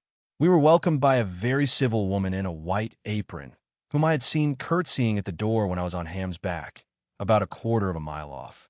Likewise by a most beautiful little girl, or I thought her so, with a necklace of blue beads on, who wouldn't let me kiss her when I offered to, but ran away and hid herself. By and by, when we had dined in a sumptuous manner off boiled dabs, melted butter, and potatoes, with a chop for me, a hairy man with a very good-natured face came home. As he called Peggotty lass, and gave her a hearty smack on the cheek, I had no doubt, from the general propriety of her conduct, that he was her brother, and so he turned out, being presently introduced to me as Mr. Peggotty, the master of the house. "Glad to see you, sir," said Mr. Peggotty. "You'll find us rough, sir, but you'll find us ready." I thanked him, and replied that I was sure I should be happy in such a delightful place. "How's your ma, sir?" said Mr. Peggotty. "Did you leave her pretty jolly?" I gave Mr. Peggotty to understand that she was as jolly as I could wish, and that she desired her compliments, which was a polite fiction on my part. "I'm much obliged to her, I'm sure," said Mr. Peggotty. "Well, sir, if you can make out here for a fortnight, Longwire," nodding at his sister, "and Ham, and little Emily, we shall be proud of your company." Having done the honors of his house in this hospitable manner, Mr. Peggotty went out to wash himself in a kettleful of hot water, remarking that cold would never get his muck off. He soon returned, greatly improved in appearance, but so rubicund that I couldn't help thinking his face had this in common with the lobsters, crabs, and crawfish, that it went into the hot water very black and came out very red. After tea, when the door was shut and all was made snug, the nights being cold and misty now, it seemed to me the most delicious retreat that the imagination of man could conceive. To hear the wind getting up out at sea, to know that the fog was creeping over the desolate flat outside, and to look at the fire and think that there was no house near but this one, and this one a boat, was like enchantment. Little Emily had overcome her shyness, and was sitting by my side upon the lowest and least of the lockers, which was just large enough for us two, and just fitted into the chimney corner. Mrs. Peggotty, with the white apron, was knitting on the opposite side of the fire. Peggotty, at her needlework, was as much at home with St. Paul's and the bit of wax candle as if they had never known any other roof. Ham, who had been giving me my first lesson in all fours, was trying to recollect a scheme of telling fortunes with the dirty cards, and was printing off fishy impressions of his thumb on all the cards he turned. Mr. Peggotty was smoking his pipe. I felt it was a time for conversation and confidence. "Mr. Peggotty," says I. "Sir," says he, "did you give your son the name of Ham because you lived in a sort of ark?" Mr. Peggotty seemed to think it a deep idea, but answered, "No, sir, I never give him no name." "Who gave him that name, then?" said I, putting question number 2 of the catechism to Mr. Peggotty. "Why, sir, his father give it him," said Mr. Peggotty. "I thought you were his father." "My brother Joe was his father," said Mr. Peggotty. "Dead, Mr. Peggotty?" I hinted, after a respectful pause. "Drowned," said Mr. Peggotty. I was very much surprised that Mr. Peggotty was not Ham's father, and began to wonder whether I was mistaken about his relationship to anybody else there. I was so curious to know that I made up my mind to have it out with Mr. Peggotty. "Little Emily," I said, glancing at her. "She is your daughter, isn't she, Mr. Peggotty?" "No, sir. My brother-in-law Tom was her father. I couldn't help it." "Dead, Mr. Peggotty?" I hinted, after another respectful silence. "Drowned," said Mr. Peggotty. I felt the difficulty of resuming the subject, but had not got to the bottom of it yet, and must get to the bottom somehow. So I said, "Haven't you any children, Mr. Peggotty?" "No, master," he answered with a short laugh. "I'm a bachelor." "A bachelor," I said, astonished. "Why, who's that, Mr. Peggotty?" pointing to the person in the apron who was knitting. "That's Mrs. Gummidge," said Mr. Peggotty. "Gummidge, Mr. Peggotty?" But at this point Peggotty, I mean my own peculiar Peggotty, made such impressive motions to me not to ask any more questions that I could only sit and look at all this silent company until it was time to go to bed. Then, in the privacy of my own little cabin, she informed me that Ham and Emily were an orphan nephew and niece, whom my host had at different times adopted in their childhood, when they were left destitute, and that Mrs. Gummidge was the widow of his partner in a boat, who had died very poor. He was but a poor man himself, said Peggotty, but as good as gold and as true as steel. Those were her similes. The only subject, she informed me, on which he ever showed a violent temper or swore an oath, was this generosity of his, and if it were ever referred to by any one of them, he struck the table a heavy blow with his right hand, had split it on one such occasion, and swore a dreadful oath that he would be gormed if he didn't cut and run for good, if it was ever mentioned again. It appeared, in answer to my inquiries, that nobody had the least idea of the etymology of this terrible verb passive to be gormed, but that they all regarded it as constituting a most solemn imprecation. I was very sensible of my entertainer's goodness, and listened to the women's going to bed in another little crib like mine at the opposite end of the boat, and to him and Ham hanging up 2 hammocks for themselves on the hooks I had noticed in the roof, in a very luxurious state of mind, enhanced by my being sleepy. As slumber gradually stole upon me, I heard the wind howling out at sea and coming on across the flat so fiercely that I had a lazy apprehension of the great deep rising in the night. But I bethought myself that I was in a boat, after all, and that a man like Mr. Peggotty was not a bad person to have on board if anything did happen. Nothing happened, however, worse than morning. Almost as soon as it shone upon the oyster-shell frame of my mirror, I was out of bed, and out with little Emily, picking up stones upon the beach. "You're quite a sailor, I suppose," I said to Emily. I don't know that I supposed anything of the kind, but I felt it an act of gallantry to say something, and a shining sail close to us made such a pretty little image of itself at the moment in her bright eye that it came into my head to say this. "No," replied Emily, shaking her head. "I'm afraid of the sea." "Afraid," I said, with a becoming air of boldness, and looking very big at the mighty ocean. "I ain't." "Ah, but it's cruel," said Emily. "I have seen it very cruel to some of our men.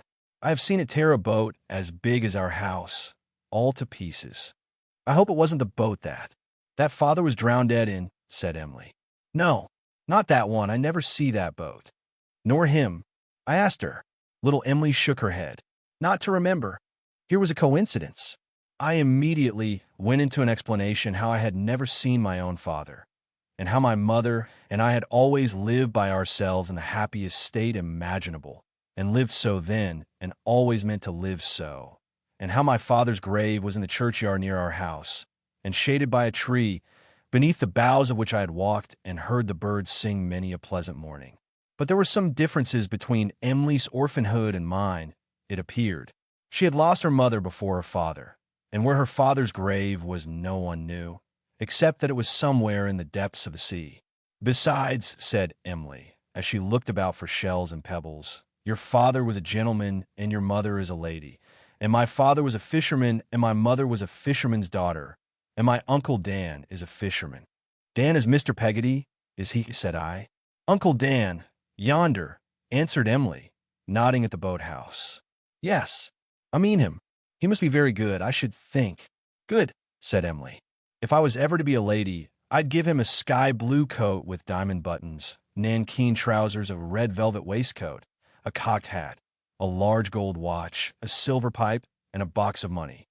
I said I had no doubt that Mr. Peggotty well deserved these treasures. I must acknowledge that I felt it difficult to picture him quite at his ease in the raiment proposed for him by his grateful little niece, and that I was particularly doubtful of the policy of the cocked hat. But I kept these sentiments to myself. Little Emily had stopped and looked up at the sky in her enumeration of these articles, as if they were a glorious vision. We went on again, picking up shells and pebbles. "You would like to be a lady?" I said. Emily looked at me and laughed and nodded yes. "I should like it very much. We would all be gentle folks together then. Me and Uncle and Ham and Mrs. Gummidge. We wouldn't mind then, when there comes stormy weather. Not for our own sakes, I mean." We would for the poor fishermen's, to be sure, and we'd help 'em with money when they come to any hurt. This seemed to me to be a very satisfactory and therefore not at all improbable picture.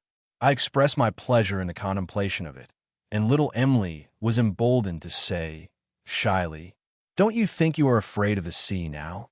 It was quiet enough to reassure me, but I have no doubt if I had seen a moderately large wave come tumbling in, I should have taken to my heels, with an awful recollection of her drowned relations. However, I said no, and I added, "You don't seem to be either, though you say you are," for she was walking much too near the brink of a sort of old jetty or wooden causeway we had strolled upon, and I was afraid of her falling over. "I'm not afraid in this way," said little Emily, "but I wake when it blows, and tremble to think of Uncle Dan and Ham, and believe I hear him crying out for help. That's why I should like so much to be a lady. But I'm not afraid in this way. Not a bit. Look here." She started from my side, and ran along a jagged timber which protruded from the place we stood upon, and overhung the deep water at some height, without the least offense. The incident is so impressed on my remembrance, that if I were a draftsman I could draw its form here, I dare say, accurately as it was that day, and little Emily springing forward to her destruction, as it appeared to me, with a look that I have never forgotten, directed far out to sea. The light, bold, fluttering little figure turned and came back safe to me, and I soon laughed at my fears and at the cry I had uttered, fruitlessly in any case, for there was no one near. But there have been times since, in my manhood, many times there have been, when I have thought, is it possible, among the possibilities of hidden things, that in the sudden rashness of the child and her wild looks so far off, there was any merciful attraction of her into danger, any tempting her towards him permitted on the part of her dead father, that her life might have a chance of ending that day? There has been a time since when I have wondered whether, if the life before her could have been revealed to me at a glance, and so revealed as that a child could fully comprehend it, and if her preservation could have depended on a motion of my hand, I ought to have held it up to save her. There has been a time since, I do not say it lasted long, but it has been, when I have asked myself the question, would it have been better for little Emily to have had the waters close above her head that morning in my sight? And when I have answered yes, it would have been. This may be premature. I have set it down too soon, perhaps. But let it stand. We strolled a long way, and loaded ourselves with things that we thought curious, and put some stranded starfish carefully back into the water. I hardly know enough of the race at this moment to be quite certain whether they had reason to feel obliged to us for doing so, or the reverse, and then made our way home to Mr. Peggotty's dwelling. We stopped under the lee of the lobster outhouse to exchange an innocent kiss, and went into breakfast glowing with health and pleasure. Like two young mavishes, Mr. Peggotty said. I knew this meant, in our local dialect, like two young thrushes, and received it as a compliment. Of course I was in love with little Emily. I am sure I loved that baby quite as truly, quite as tenderly, with greater purity and more disinterestedness than can enter into the best love of a later time of life, high and ennobling as it is. I am sure my fancy raised up something round that blue-eyed mite of a child, which etherealized and made a very angel of her. If, any sunny forenoon, she had spread a little pair of wings and flown away before my eyes, I don't think I should have regarded it as much more than I had had reason to expect. We used to walk about that dim old flat at Yarmouth in a loving manner, hours and hours. The days sported by us, as if time had not grown up himself yet, but were a child too, and always at play. I told Emily I adored her, and that unless she confessed she adored me, I should be reduced to the necessity of killing myself with a sword. She said she did, and I have no doubt she did. As to any sense of inequality or youthfulness or other difficulty in our way, little Emily and I had no such trouble, because we had no future.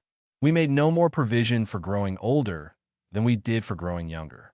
We were the admiration of Mrs. Gummidge and Peggotty, who used to whisper of an evening when we sat, lovingly, on our little locker side by side. Lor, wasn't it beautiful? Mr. Peggotty smiled at us from behind his pipe, and Ham grinned all the evening and did nothing else. They had something of the sort of pleasure in us, I suppose, that they might have had in a pretty toy or a pocket model of the Colosseum. I soon found out that Mrs. Gummidge did not always make herself so agreeable as she might have been expected to do under the circumstances of her residence with Mr. Peggotty. Mrs. Gummidge was rather a fretful disposition, and she whimpered more sometimes than was comfortable for other parties in so small an establishment. I was very sorry for her, but there were moments when it would have been more agreeable, I thought, if Mrs. Gummidge had had a convenient apartment of her own to retire to, and had stopped there until her spirits revived. Mr. Peggotty went occasionally to a public house called the Willing Mind.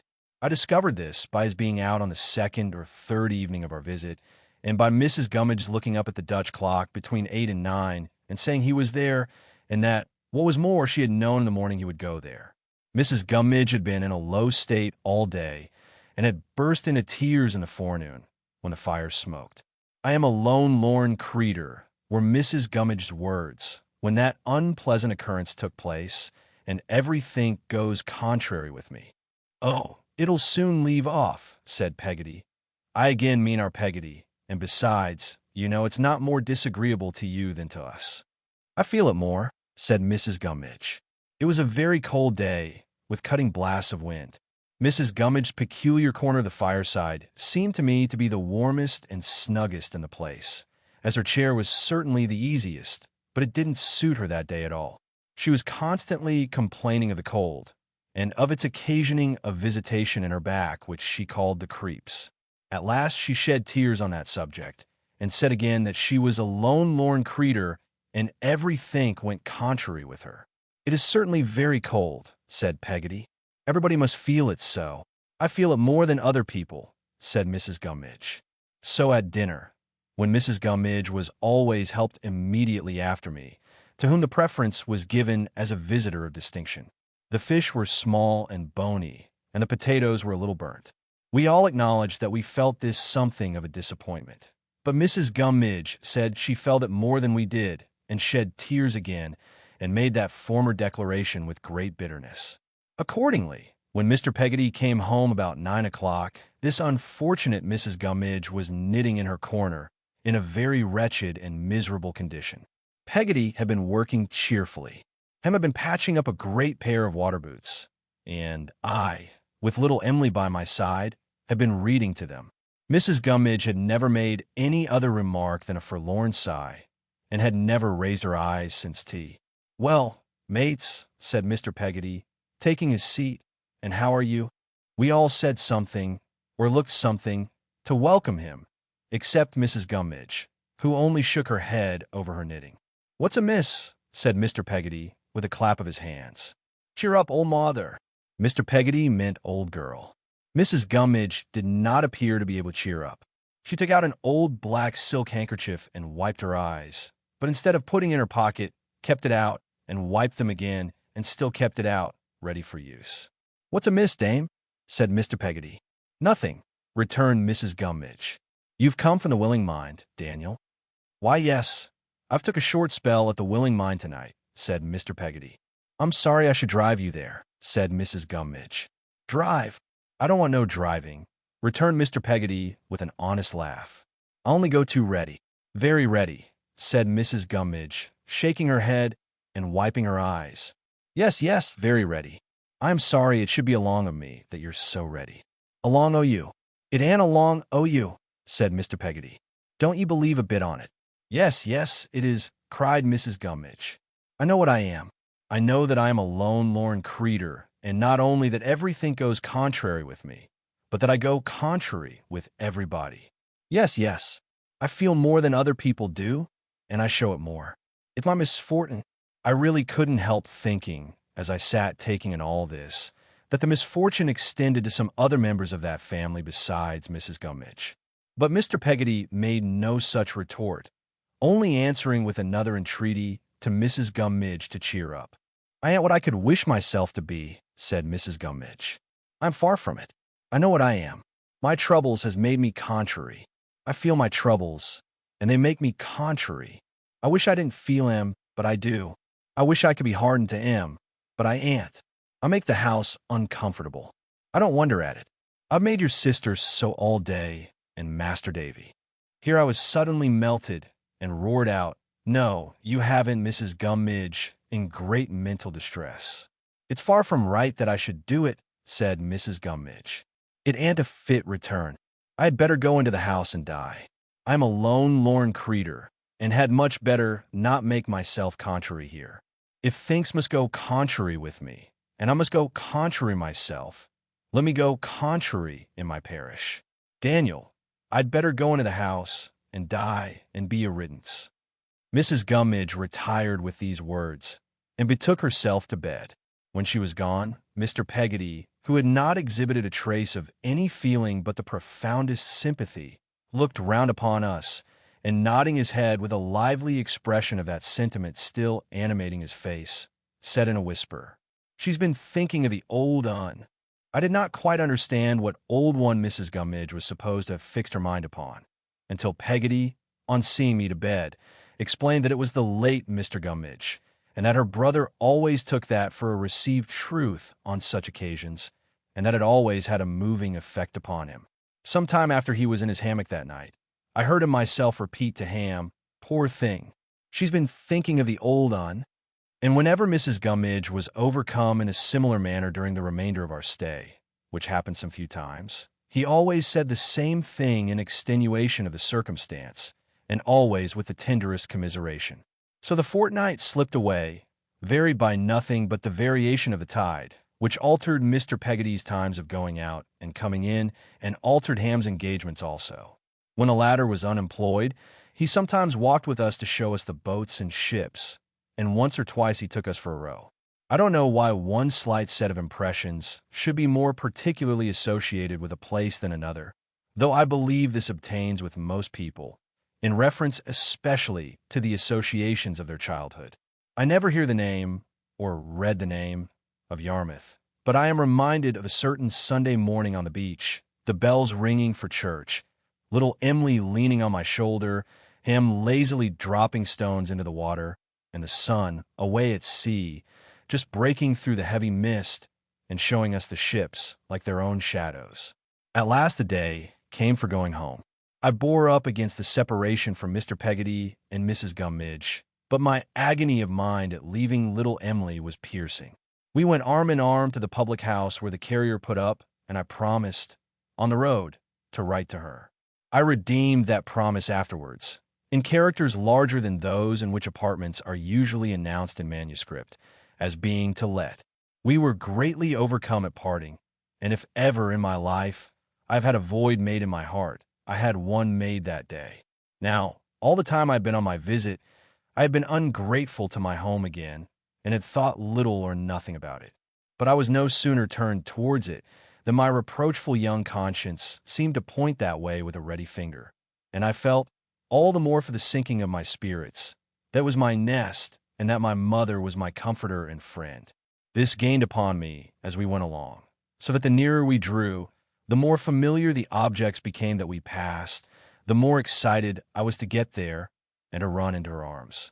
But Peggotty, instead of sharing in those transports, tried to check them, though very kindly, and looked confused and out of sorts. Blunderstone Rookery would come, however, in spite of her, when the carrier's horse pleased, and did. How will I recollect it, on a cold, gray afternoon, with a dull sky, threatening rain? The door opened, and I looked, half laughing and half crying in my pleasant agitation, for my mother. It was not she, but a strange servant. "Why, Peggotty," I said ruefully, "isn't she come home?" Yes, Master Davy," said Peggotty. "She's come home. Wait a bit, Master Davy, and I'll tell you something." Between her agitation and her natural awkwardness in getting out of the cart, Peggotty was making a most extraordinary festoon of herself, but I felt too blank and strange to tell her so. When she had got down, she took me by the hand, led me, wondering, into the kitchen, and shut the door. "Peggotty," said I, quite frightened, "what's the matter?" "Nothing's the matter, bless you, Master Davy dear," she answered, assuming an air of sprightliness. "Something's the matter, I'm sure. Where's Mamma?" "Where's Mamma? Master Davy?" repeated Peggotty. "Yes. Why hasn't she come out to the gate? And what have we come in here for? Oh, Peggotty. My eyes were full, and I felt as if I were going to tumble down. Bless the precious boy, cried Peggotty, taking hold of me. What is it? Speak, my pet. Not dead, too. Oh, she's not dead, Peggotty. Peggotty cried out no, with an astonishing volume of voice, and then sat down and began to pant, and said I had given her a turn. I gave her a hug to take away the turn, or to give her another turn in the right direction, and then stood before her, looking at her in anxious inquiry. You see, dear, I should have told you before now, said Peggotty, but I hadn't an opportunity. I ought to have made it, perhaps, but I couldn't exactly. That was always the substitute for exactly, in Peggotty's militia of words. Bring my mind to it. Go on, Peggotty, said I, more frightened than before. Master Davy, said Peggotty, untying her bonnet with a shaking hand and speaking in a breathless sort of way. What do you think? You have got a paw. I trembled and turned white. Something, I don't know what or how, connected with the grave in the churchyard and the raising of the dead, seemed to strike me like an unwholesome wind. A new one, said Peggotty. A new one, I repeated. Peggotty gave a gasp, as if she were swallowing something that was very hard, and, putting out her hand, said, Come and see him. I don't want to see him. And your mamma, said Peggotty. I ceased to draw back, and we went straight to the best parlor, where she left me. On one side of the fire sat my mother, on the other, Mr. Murdstone. My mother dropped her work and arose hurriedly, but timidly, I thought. Now, Clara, my dear, said Mr. Murdstone, recollect, control yourself. Always control yourself. Davy boy, how do you do? I gave him my hand. After a moment of suspense, I went and kissed my mother. She kissed me, patted me gently on the shoulder, and sat down again to her work. I could not look at her. I could not look at him. I knew quite well that he was looking at us both, and I turned to the window and looked out there at some shrubs that were drooping their heads in the cold. As soon as I could creep away, I crept upstairs. My old dear bedroom was changed, and I was to lie a long way off. I rambled downstairs to find anything that was like itself, so altered it all seemed, and roamed into the yard. I very soon started back from there, for the empty dog kennel was filled up with a great dog, deep-mouthed and black-haired like him, and he was very angry at the sight of me, and sprang out to get at me. Chapter 4. I fall into disgrace. If the room to which my bed was removed were a sentient thing that could give evidence, I might appeal to it at this day. Who sleeps there now, I wonder, to bear witness for me what a heavy heart I carried to it. I went up there, hearing the dog in the yard bark after me all the way while I climbed the stairs, and, looking as blank and strange upon the room as the room looked upon me, sat down with my small hands crossed and thought.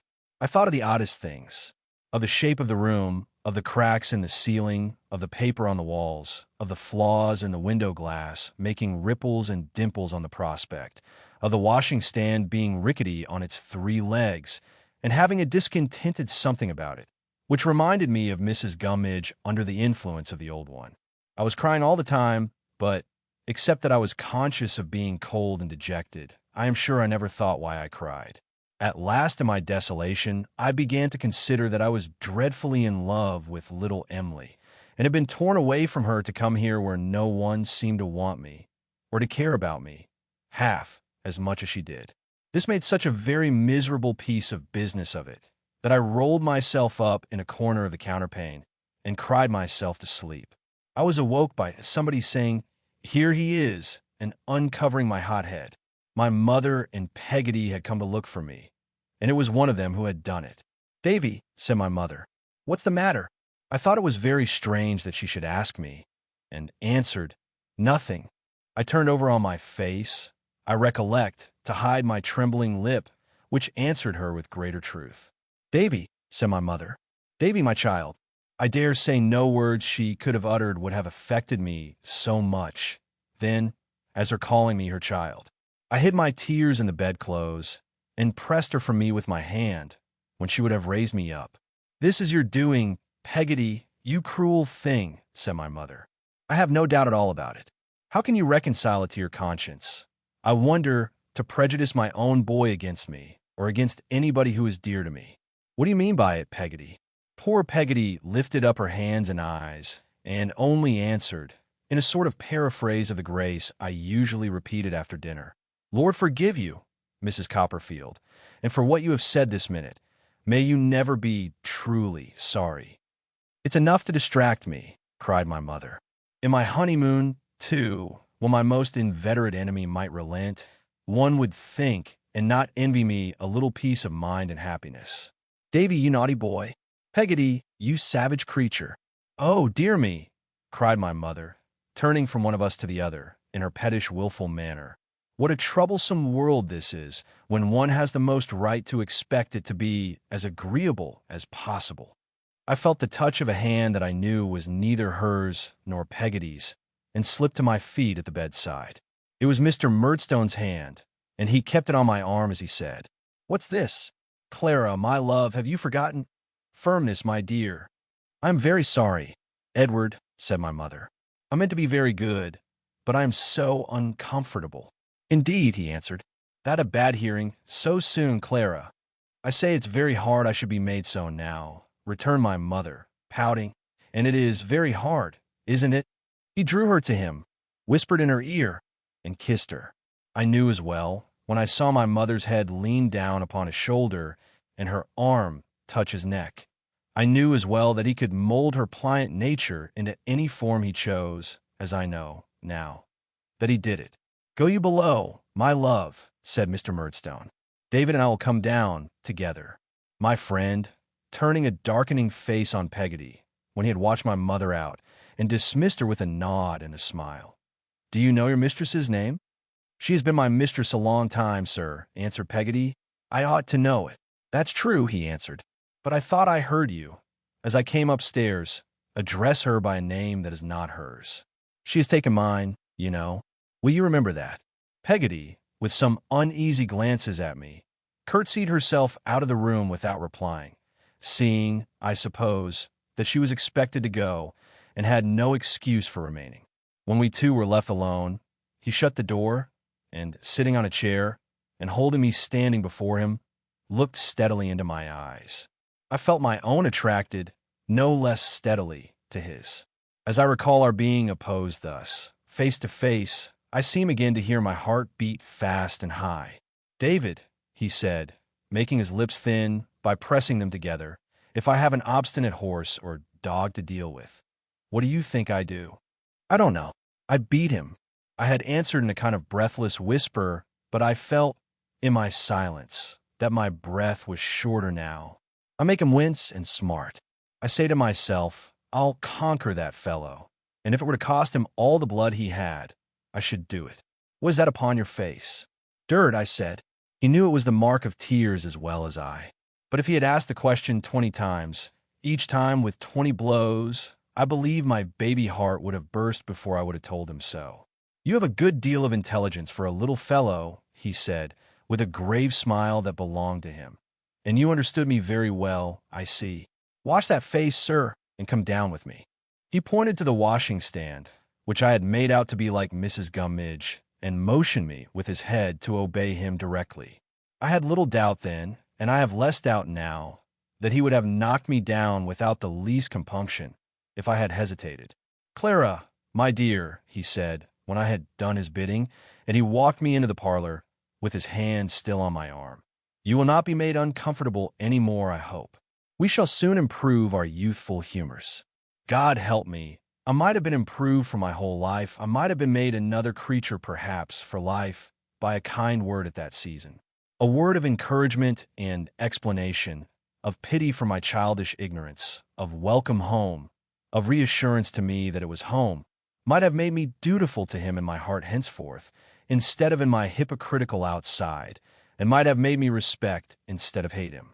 I thought my mother was sorry to see me standing in a room so scared and strange, and that, presently, when I stole to a chair, she followed me with her eyes more sorrowfully still, missing, perhaps, some freedom in my childish tread, but the word was not spoken, and the time for it was gone.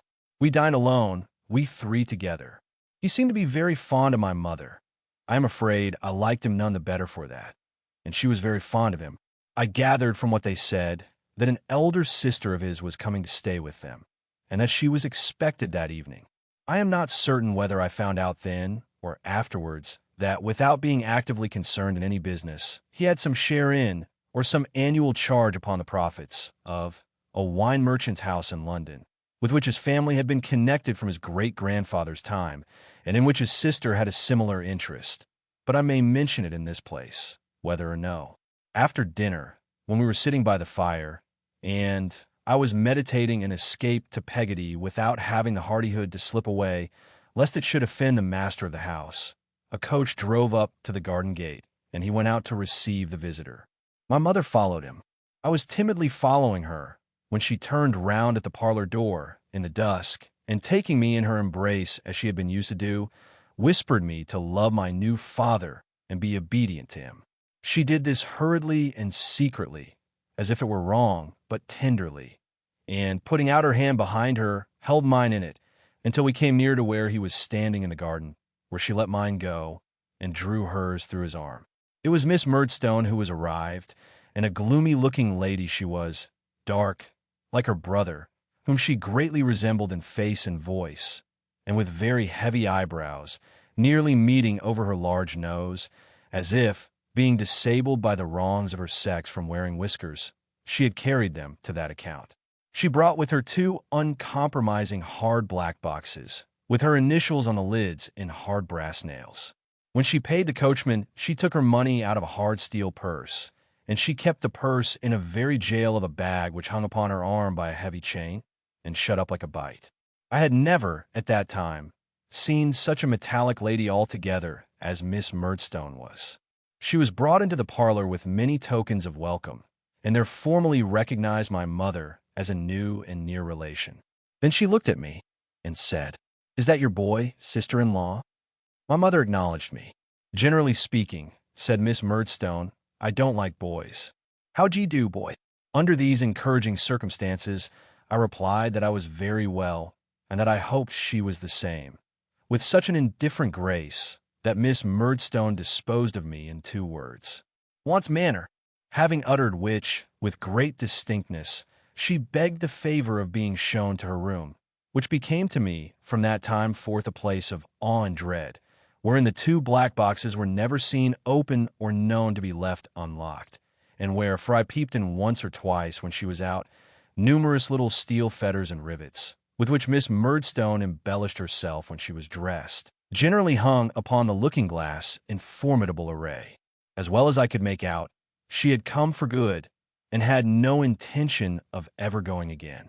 She began to help my mother next morning, and was in and out of the store-closet all day, putting things to rights and making havoc in the old arrangements. Almost the first remarkable thing I observed in Miss Murdstone was her being constantly haunted by a suspicion that the servants had a man secreted somewhere on the premises. Under the influence of this delusion, she dived into the coal cellar at the most untimely hours, and scarcely ever opened the door of a dark cupboard without clapping it to again, in the belief that she had got him. Though there was nothing very airy about Miss Murdstone, she was a perfect lark in point of getting up. She was up, and, as I believe to this hour, looking for that man, before anybody in the house was stirring. Peggotty gave it as her opinion that she even slept with one eye open, but I could not concur in this idea, for I tried it myself after hearing the suggestion thrown out, and found it couldn't be done. On the very first morning after her arrival, she was up and ringing her bell at cock-crow. When my mother came down to breakfast and was going to make the tea, Miss Murdstone gave her a kind of peck on the cheek, which was her nearest approach to a kiss, and said, "Now, Clara, my dear, I am come here, you know, to relieve you of all the trouble I can. You're much too pretty and thoughtless." My mother blushed but laughed, and seemed not to dislike this character, "to have any duties imposed upon you that can be undertaken by me. If you'll be so good as give me your keys, my dear, I'll attend to all this sort of thing in future." From that time, Miss Murdstone kept the keys in her own little jail all day, and under her pillow all night, and my mother had no more to do with them than I had. My mother did not suffer her authority to pass from her without a shadow of protest. One night, when Miss Murdstone had been developing certain household plans to her brother, of which he signified his approbation, my mother suddenly began to cry, and said she thought she might have been consulted. "Clara," said Mr. Murdstone sternly, "Clara, I wonder at you. Oh, it's very well to say you wonder, Edward, cried my mother, and it's very well for you to talk about firmness, but you wouldn't like it yourself. Firmness, I may observe, was the grand quality on which both Mr. and Miss Murdstone took their stand. However, I might have expressed my comprehension of it at that time, if I had been called upon. I nevertheless did clearly comprehend in my own way that it was another name for tyranny, and for a certain gloomy, arrogant devil's humor that was in them both. The creed, as I should state it now, was this. Mr. Murdstone was firm. Nobody in his world was to be so firm as Mr. Murdstone. Nobody else in his world was to be firm at all, for everybody was to be bent to his firmness. Miss Murdstone was an exception. She might be firm, but only by relationship, and in an inferior and tributary degree. My mother was another exception. She might be firm, and must be, but only in bearing their firmness, and firmly believing there was no other firmness upon earth.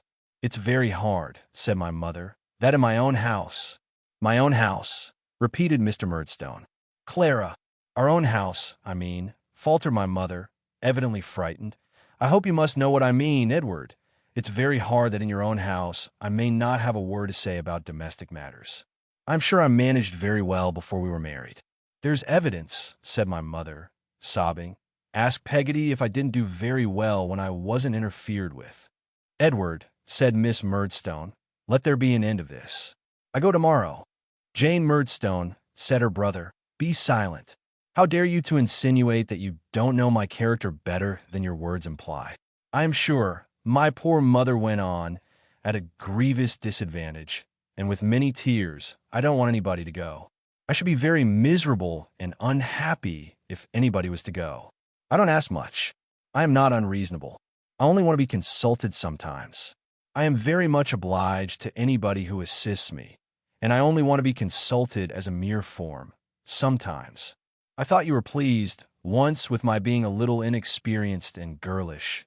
Edward, I'm sure you said so, but you seem to hate me for it now. You were so severe. Edward, said Miss Murdstone, again, let there be an end of this. I go tomorrow. Jane Murdstone, thundered Mr. Murdstone. Will you be silent? How dare you? Miss Murdstone made a jail delivery of her pocket handkerchief and held it before her eyes. Clara, he continued, looking at my mother, you surprise me.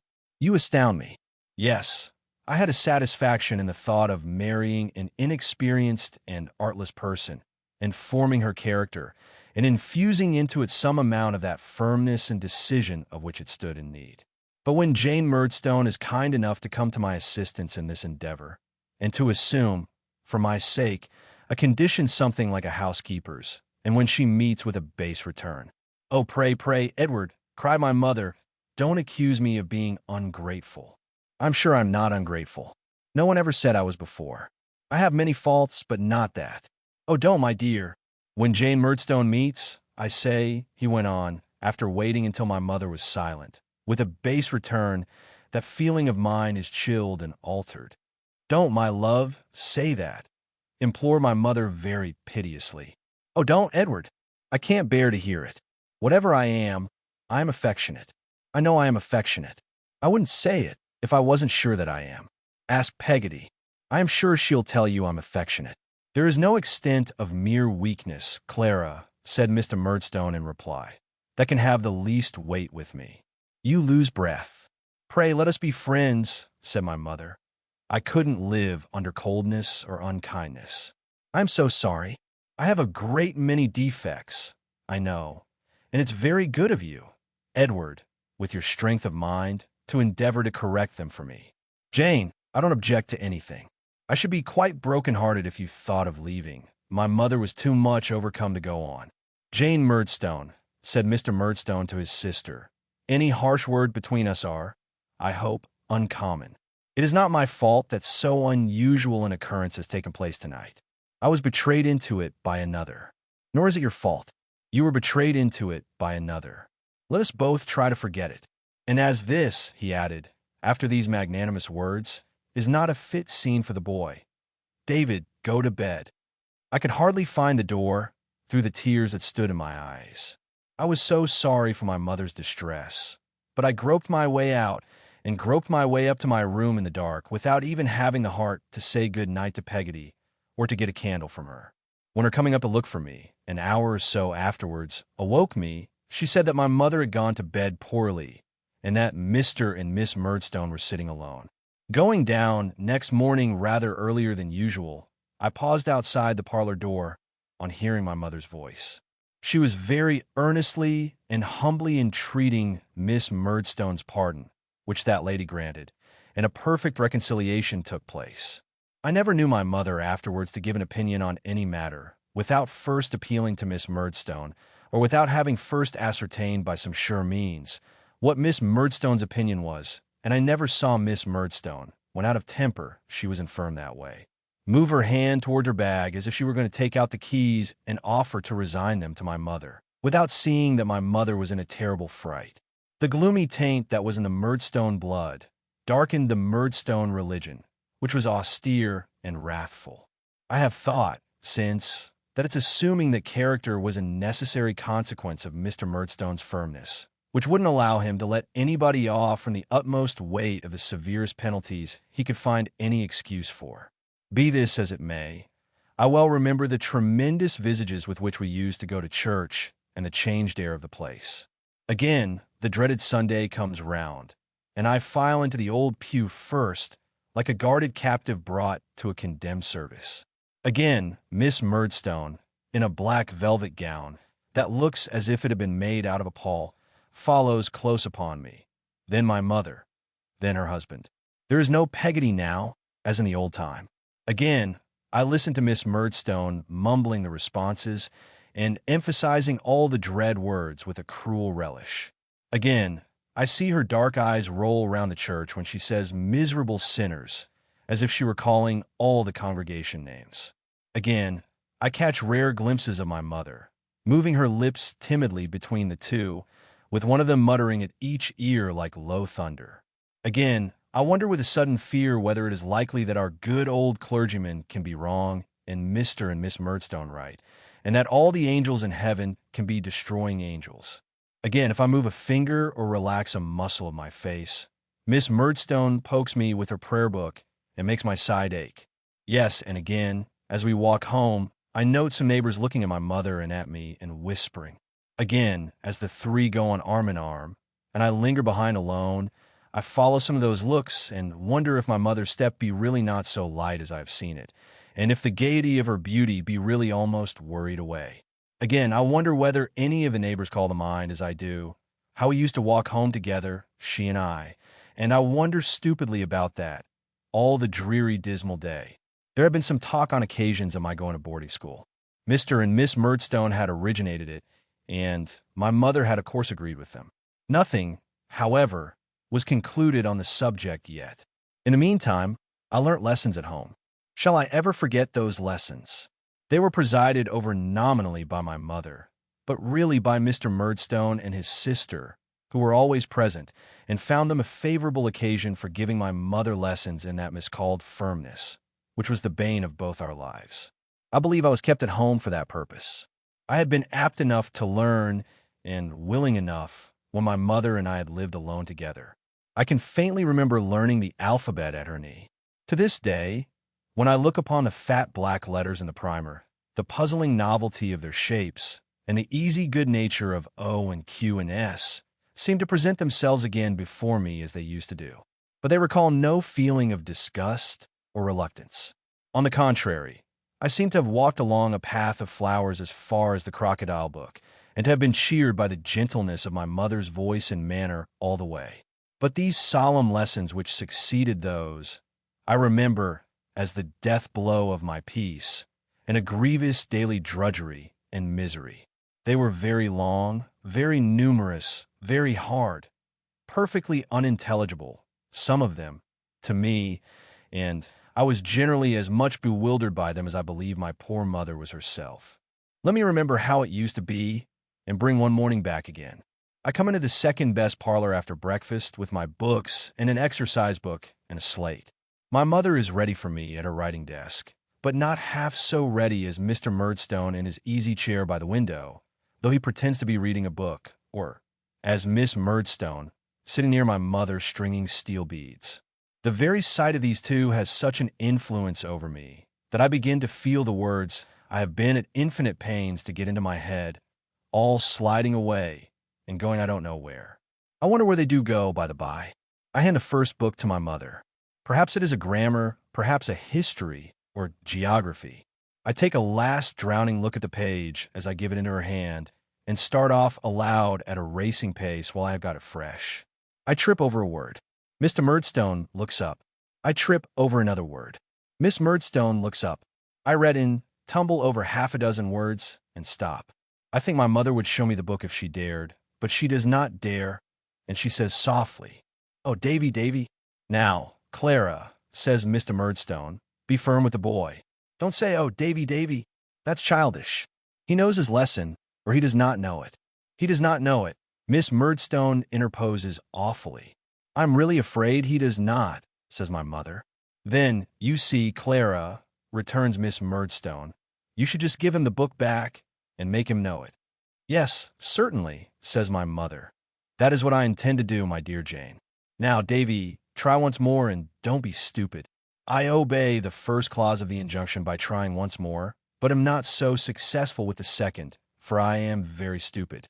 I tumble down before I get to the old place, at a point where I was all right before, and stop to think. But I can't think about the lesson. I think of the number of yards of net in Miss Murdstone's cap, or of the price of Mr. Murdstone's dressing gown, or any such ridiculous problem that I have no business with, and don't want to have anything at all to do with. Mr. Murdstone makes a movement of impatience, which I have been expecting for a long time. Miss Murdstone does the same.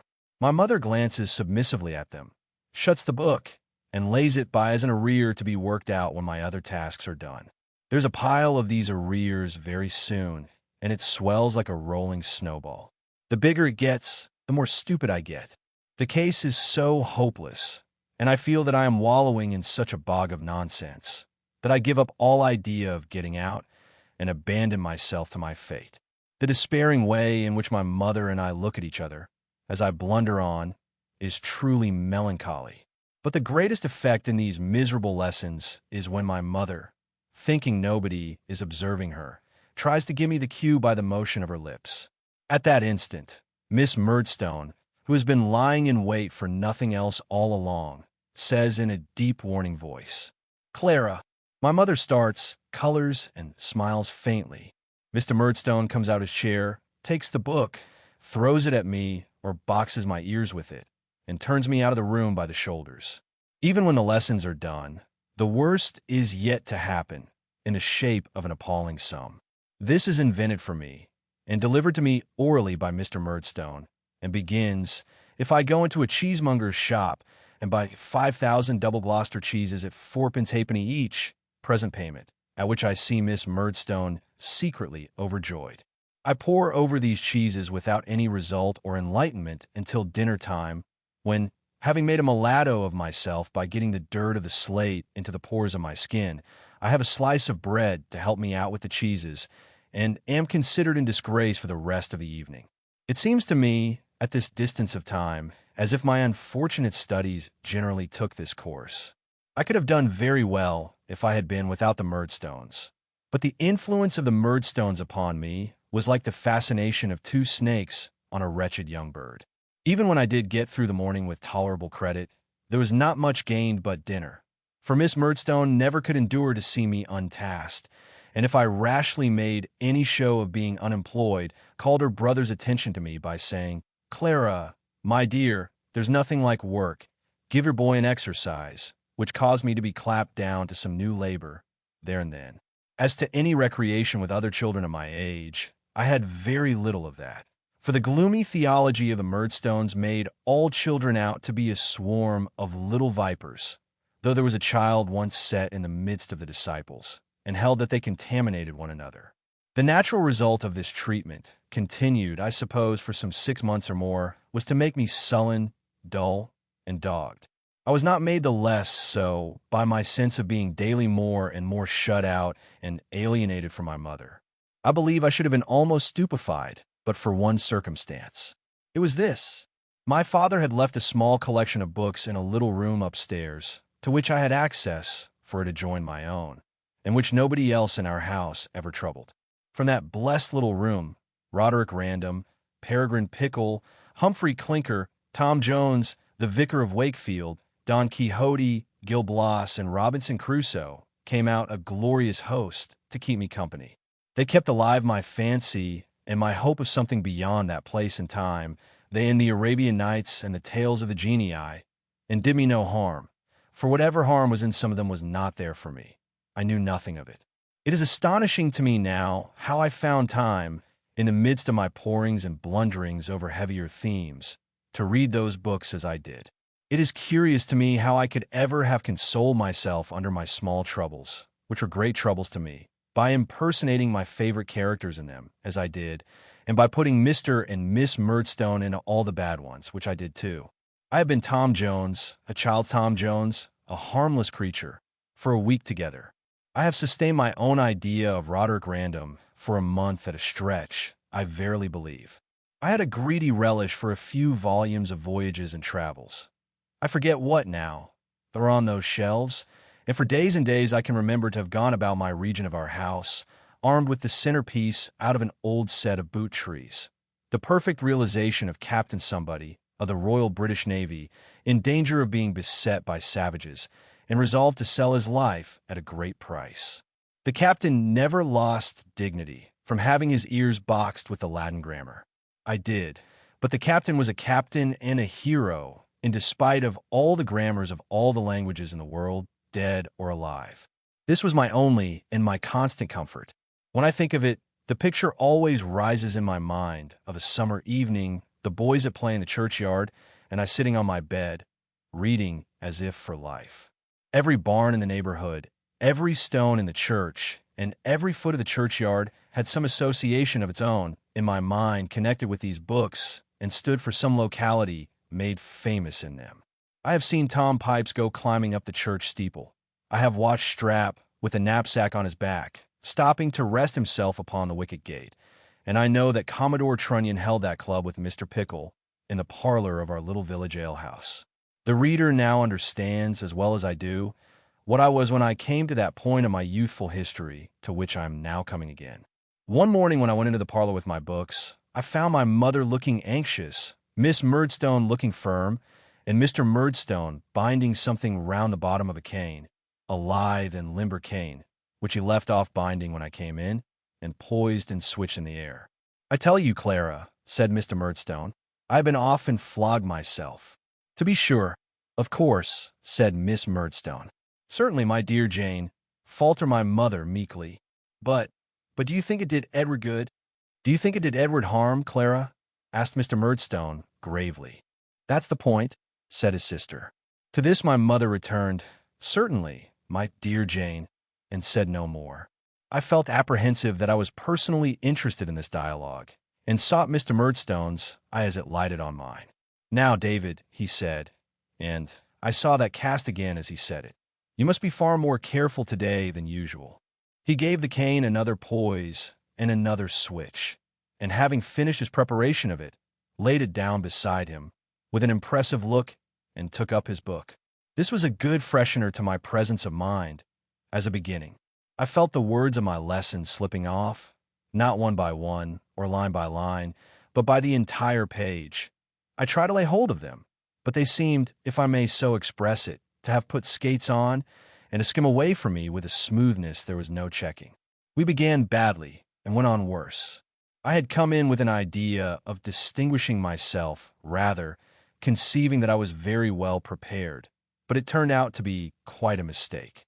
Book after book was added to the heap of failures, Miss Murdstone being firmly watchful of us all the time. And when we came at last to the 5,000 cheeses Canesy made it that day, I remember my mother burst out crying.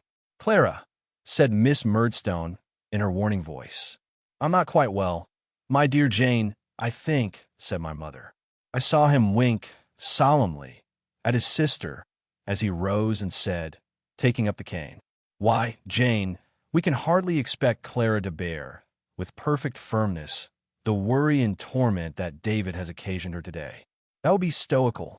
Clara is greatly strengthened and improved but we can hardly expect so much from her. David, you and I will go upstairs, boy. As he took me out at the door, my mother ran towards us. Miss Murdstone said, Clara, are you a perfect fool? And interfered. I saw my mother stop her ears then, and I heard her crying. He walked me up to my room slowly and gravely. I am certain he had a delight in that formal parade of executing justice. And when we got there, suddenly twisted my head under his arm. Mr. Murdstone, sir, I cried to him. Pray don't beat me. I've tried to learn, sir, but I can't learn while you and Miss Murdstone are by. I can't indeed. Can't you indeed, David? He said. We'll try that.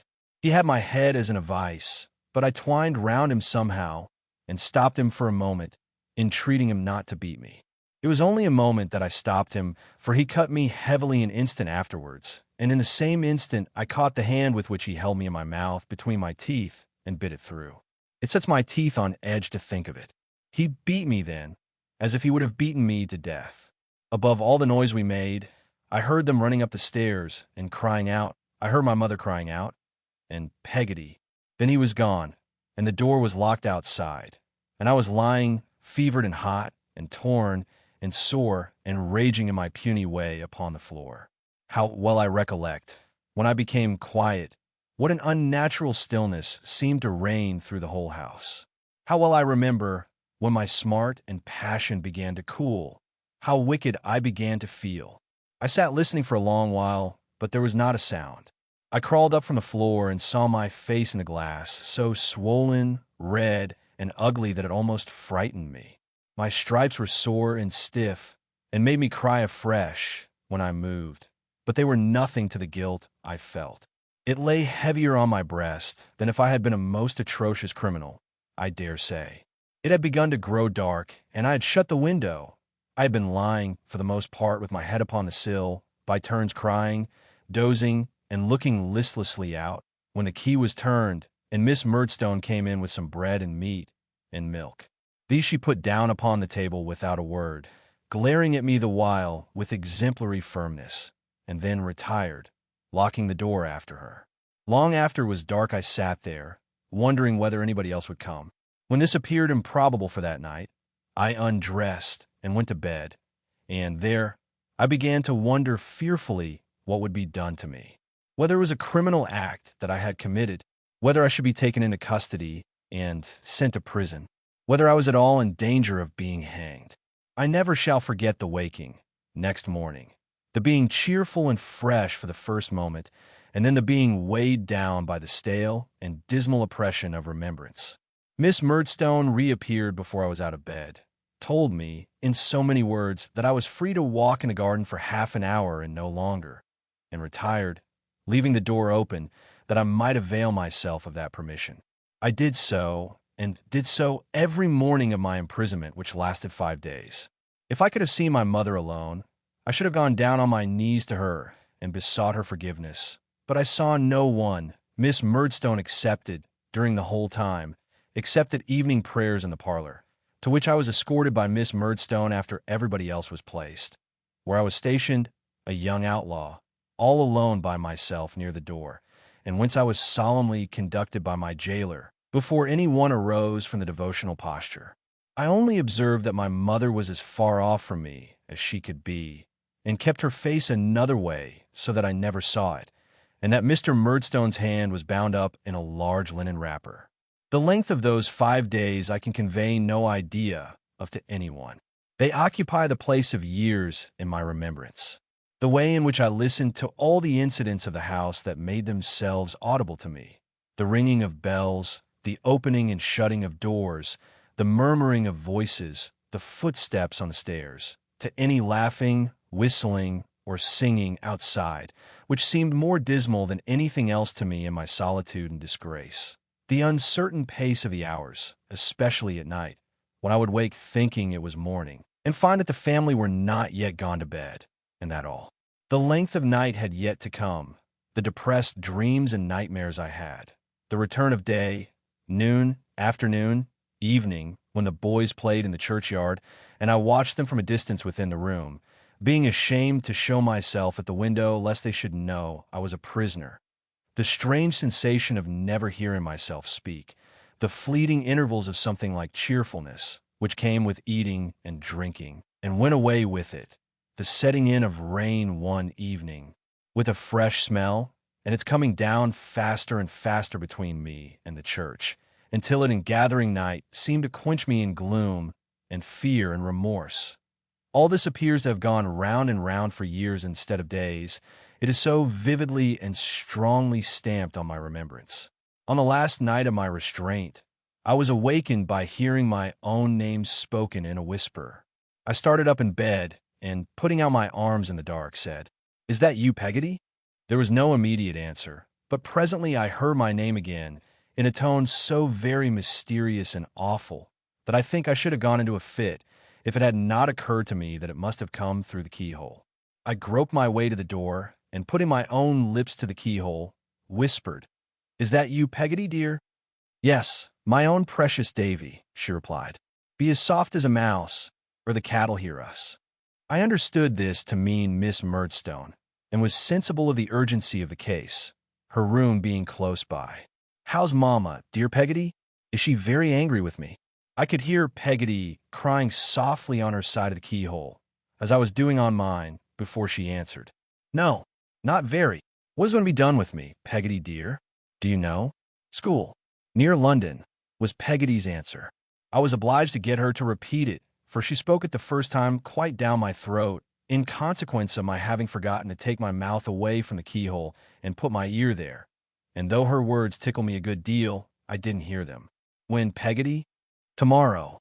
Is that the reason why Miss Murdstone took the clothes out of my drawers, which she had done, though I have forgotten to mention it? "Yes," said Peggotty. "Box, shan't I see Mamma?" "Yes," said Peggotty. "Morning." Then Peggotty fitted her mouth close to the keyhole, and delivered these words through it with as much feeling and earnestness as a keyhole has ever been the medium of communicating, I will venture to assert, shooting in each broken little sentence in a convulsive little burst of its own. "Davy, dear, if I ain't been exactly as intimate with you lately as I used to be, it ain't because I don't love you just as well and more, my pretty poppet. It's because I thought it better for you, and for someone else besides. Davy, my darling, are you listening? Can you hear?" "Yes, Peggotty," I sobbed. "My own," said Peggotty, with infinite compassion. "What I want to say is that you must never forget me, for I'll never forget you, and I'll take as much care of your mamma, Davy, as ever I took of you, and I won't leave her. The day may come when she'll be glad to lay her poor head on her stupid, cross old Peggotty's arm again, and I'll write to you, my dear, though I ain't no scholar, and I'll— Peggotty fell to kissing the keyhole, as she couldn't kiss me. "Thank you, dear Peggotty," said I. "Oh, thank you, thank you. Will you promise me one thing, Peggotty? Will you write and tell Mr. Peggotty and little Emily and Mrs. Gummidge and Ham that I am not so bad as they might suppose, and that I send him all my love, especially to little Emily? Will you, if you please, Peggotty?" The kind soul promised, and we both of us kissed the keyhole with the greatest affection. I patted it with my hand, I recollect, as if it had been her honest face, and parted. From that night, there grew up in my breast a feeling for Peggotty which I cannot very well define. She did not replace my mother. No one could do that, but she came into a vacancy in my heart, which closed upon her, and I felt towards her something I have never felt for any other human being. It was a sort of comical affection, too, and yet if she had died, I cannot think what I should have done or how I should have acted out the tragedy it would have been to me. In the morning, Miss Murdstone appeared as usual and told me I was going to school, which was not altogether such news to me as she supposed. She also informed me that when I was dressed, I was to come downstairs into the parlor and have my breakfast. There, I found my mother, very pale and with red eyes, into whose arms I ran, and begged her pardon for my suffering soul. "Oh, Davy," she said, "that you could hurt anyone I love. Try to be better, pray to be better. I forgive you, but I am so grieved, Davy, that you should have such bad passions in your heart." They had persuaded her that I was a wicked fellow, and she was more sorry for that than for my going away. I felt it sorely. I tried to eat my parting breakfast, but my tears dropped upon my bread and butter, and trickled into my tea. I saw my mother look at me sometimes, and then glance at the watchful Miss Murdstone, and then look down or look away. "Master Copperfield's box there," said Miss Murdstone, when wheels were heard at the gate. I looked for Peggotty, but it was not she. Neither she nor Mr. Murdstone appeared. My former acquaintance, the carrier, was at the door. The box was taken out to his cart and lifted in. "Clara," said Miss Murdstone in her warning note. "Ready, my dear Jane," returned my mother. "Goodbye, Davy. You are going for your own good. Goodbye, my child. You will come home in the holidays and be a better boy." "Clara," Miss Murdstone repeated. "Certainly, my dear Jane," replied my mother, who was holding me. "I forgive you, my dear boy. God bless you." "Clara," Miss Murdstone repeated. Miss Murdstone was good enough to take me out to the cart, and to say on the way that she hoped I would repent before I came to a bad end. And then I got into the cart, and the lazy horse walked off with it. Chapter 5. I'm sent away from home. We might have gone about half a mile, and my pocket handkerchief was quite wet through when the carrier stopped short.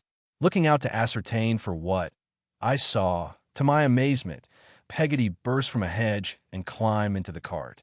She took me in both her arms and squeezed me to her stays until the pressure on my nose was extremely painful, though I never thought of that till afterwards when I found it very tender. Not a single word did Peggotty speak. Releasing one of her arms, she put it down in her pocket to the elbow and brought out some paper bags of cakes which she crammed into my pockets and a purse which she put into my hand, but not one word did she say.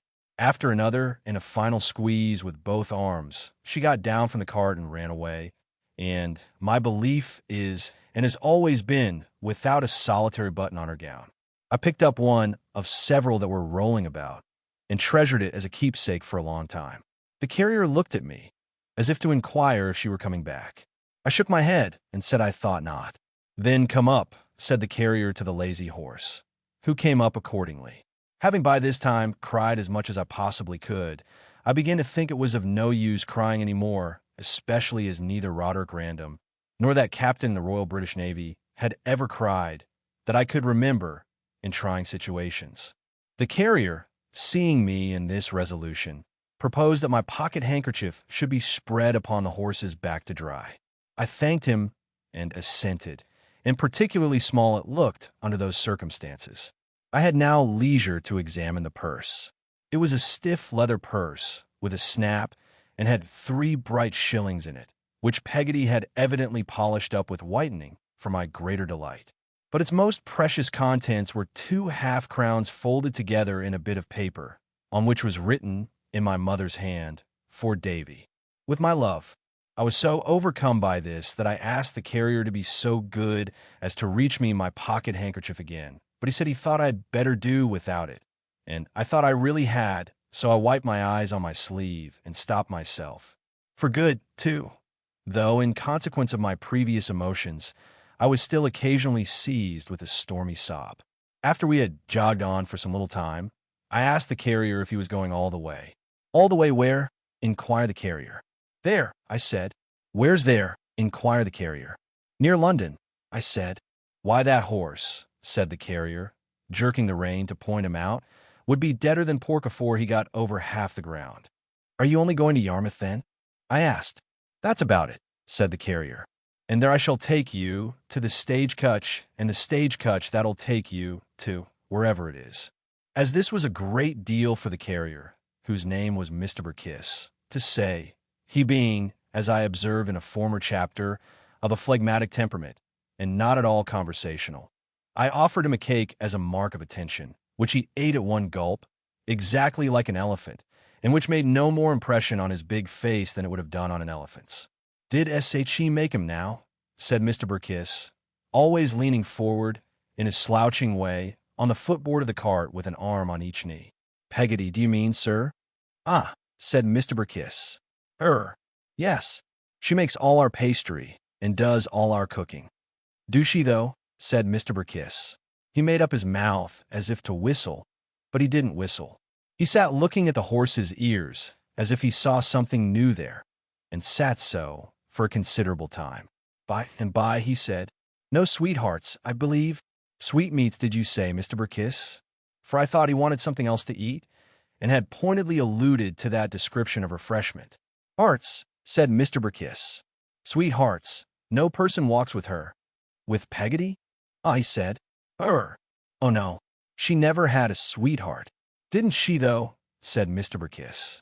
Again he made up his mouth to whistle, and again he didn't whistle, but sat looking at the horse's ears. So she makes, said Mr. Burkiss, after a long interval of reflection, all the apple pies, and does all the cooking, do she? I replied that such was the fact. Well, I'll tell you what, said Mr. Burkiss. Perhaps you might be right into her. I shall certainly write to her, I rejoined. Ah, he said, slowly turning his eyes towards me. Well, if you was writing to her, perhaps you'd recollect to say that Burkiss was willin', would you? That Burkiss is willing, I repeated innocently. Is that all the message? Yes, he said, considering. Yes, Burkiss is willin'. But you will be at Blunderstone again tomorrow, Mr. Burkiss, I said, faltering a little at the idea of my being far away from it then, and could give your own message so much better. As he repudiated this suggestion, however, with a jerk of his head, and once more confirmed his previous request by saying, with profound gravity, Burkiss is willin'. That's the message. I readily undertook its transmission.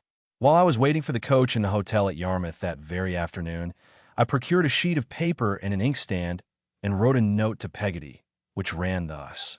My dear Peggotty, I have come here safe. Burkiss is willing. My love to Mama. Yours affectionately. P.S. He says he particularly wants you to know Burkiss is willing. When I had taken this commission on myself prospectively, Mr. Burkiss relapsed into perfect silence, and I, feeling quite worn out by all that had happened lately, lay down on a sack in the cart and fell asleep. I slept soundly until we got to Yarmouth, which was so entirely new and strange to me in the inn yard to which we drove, that I at once abandoned a latent hope I'd had of meeting with some of Mr. Peggotty's family there, perhaps even with little Emily herself. The coach was in the yard, shining very much all over, but without any horses to it as yet, and it looked in that state as if nothing was more unlikely than its ever going to London. I was thinking this, and wondering what would ultimately become of my box, which Mr. Burkiss had put down on the yard pavement by the pole, he having driven up the yard to turn his cart, and also what would ultimately become of me, when a lady looked out of a bow window where some fowls and joints of meat were hanging up, and said, Is that the little gentleman from Blunderstone? Yes, ma'am, I said. What name? Inquired the lady. Copperfield, ma'am, I said. That won't do, returned the lady. Nobody's dinner is paid for here in that name. Is it Murdstone, ma'am? I said. If you're Master Murdstone, said the lady, why do you go and give another name first? I explained to the lady how it was, who then rang a bell and called out, William, show the coffee room, upon which a waiter came running out of the kitchen on the opposite side of the yard to show it, and seemed a good deal surprised when he was only to show it to me. It was a large, long room with some large maps in it. I doubt if I could have felt much stranger if the maps had been real foreign countries, and I cast away in the middle of them. I felt it was taking a liberty to sit down, with my cap in my hand on the corner of the chair nearest the door, and when the waiter laid a cloth on purpose for me, and put a set of castors on it, I think I must have turned red all over with modesty. He brought me some chops and vegetables, and took the covers off in such a bouncing manner that I was afraid I must have given him some offense. But he greatly relieved my mind by putting a chair for me at the table, and saying very affably, Now, 6 foot, come on.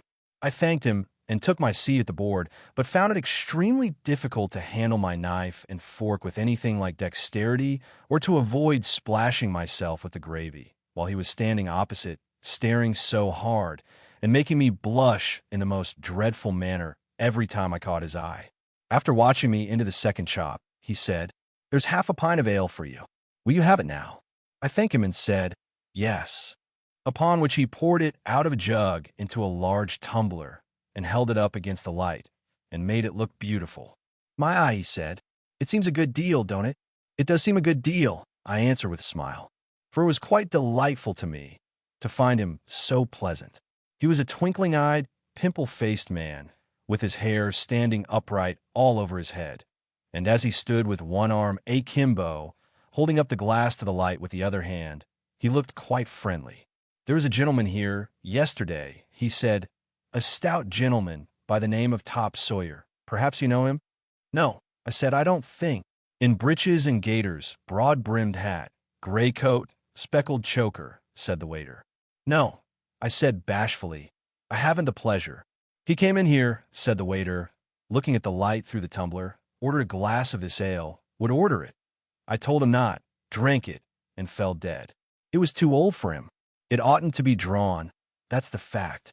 I was very much shocked to hear of this melancholy accident, and said I thought I had better have some water. "Why, you see," said the waiter, still looking at the light through the tumbler, with one of his eyes shut up, "our people don't like things being ordered and left. It offends them. But I'll drink it if you like. I'm used to it, and use is everything. I don't think it'll hurt me if I throw my head back and take it off quick. Shall I?" I replied that he would much oblige me by drinking it, if he thought he could do it safely, but by no means otherwise. When he did throw his head back and take it off quick, I had a horrible fear, I confess, of seeing him meet the fate of the lamented Mr. Top Sawyer and fall lifeless on the carpet. But it didn't hurt him. On the contrary, I thought he seemed the fresher for it. "What have we got here?" he said, putting a fork into my dish. "Not chops." "Chops," I said. "Lord bless my soul," he exclaimed. "I didn't know they were chops." "Why, a chop's the very thing to take off the bad effects of that beer. Ain't it lucky?" So he took a chop by the bone in one hand and a potato in the other, and ate away with a very good appetite, to my extreme satisfaction. He afterwards took another chop and another potato, and after that another chop and another potato. When we had done, he brought me a pudding, and having set it before me, seemed to ruminate and to become absent in his mind for some moments. "How's the pie?" he said, rousing himself. "It's a pudding," I made answer. "Pudding!" he exclaimed. "Why, bless me, so it is." "What?" looking at it nearer. "You don't mean to say it's a batter pudding?" "Yes, it is indeed." "Why, a batter pudding," he said, taking up a tablespoon, "is my favorite pudding. Ain't that lucky? Come on, little un, and let's see who'll get most." The waiter certainly got most. He entreated me more than once to come in and win. But what with his tablespoon and my teaspoon, his dispatch to my dispatch, and his appetite to my appetite, I was left far behind at the first mouthful, and had no chance with him. I never saw anyone enjoy a pudding so much, I think, and he laughed when it was all gone, as if his enjoyment of it lasted still. Finding him so very friendly and companionable, it was then that I asked for the pen and ink and paper to write to Peggotty. He not only brought it immediately, but was good enough to look over me while I wrote the letter. When I had finished it, he asked me where I was going to school. I said, "Near London," which was all I knew. "Oh, my eye," he said, looking very low-spirited. "I'm sorry for that." "Why?" I asked him. "Oh, Lord," he said, shaking his head, "that's the school where they broke the boy's ribs. 2 ribs, a little boy he was. I should say he was, let me see, how old are you about?" I told him between 8 and 9. "That's just his age," he said. "He was 8 years and 6 months old when they broke his first rib, 8 years and 8 months old when they broke his second, and did for him." I could not disguise from myself, or from the waiter, that this was an uncomfortable coincidence, and inquired how it was done. His answer was not cheering to my spirits, for it consisted of 2 dismal words, with whopping. The blowing of the coach horn in the yard was a seasonable diversion, which made me get up and hesitatingly inquire, in a mingled pride and diffidence of having a purse, which I took out of my pocket, if there were anything to pay. "There's a sheet of letter paper," he returned. "Did you ever buy a sheet of letter paper?" I could not remember that I ever had. "It's dear," he said, "on account of the duty. 3d. That's the way we're taxed in this country. There's nothing else, except the waiter. Never mind the ink. I lose by that. What should you, what should I, how much ought I to, what would it be right to pay the waiter, if you please?" I stammered, blushing.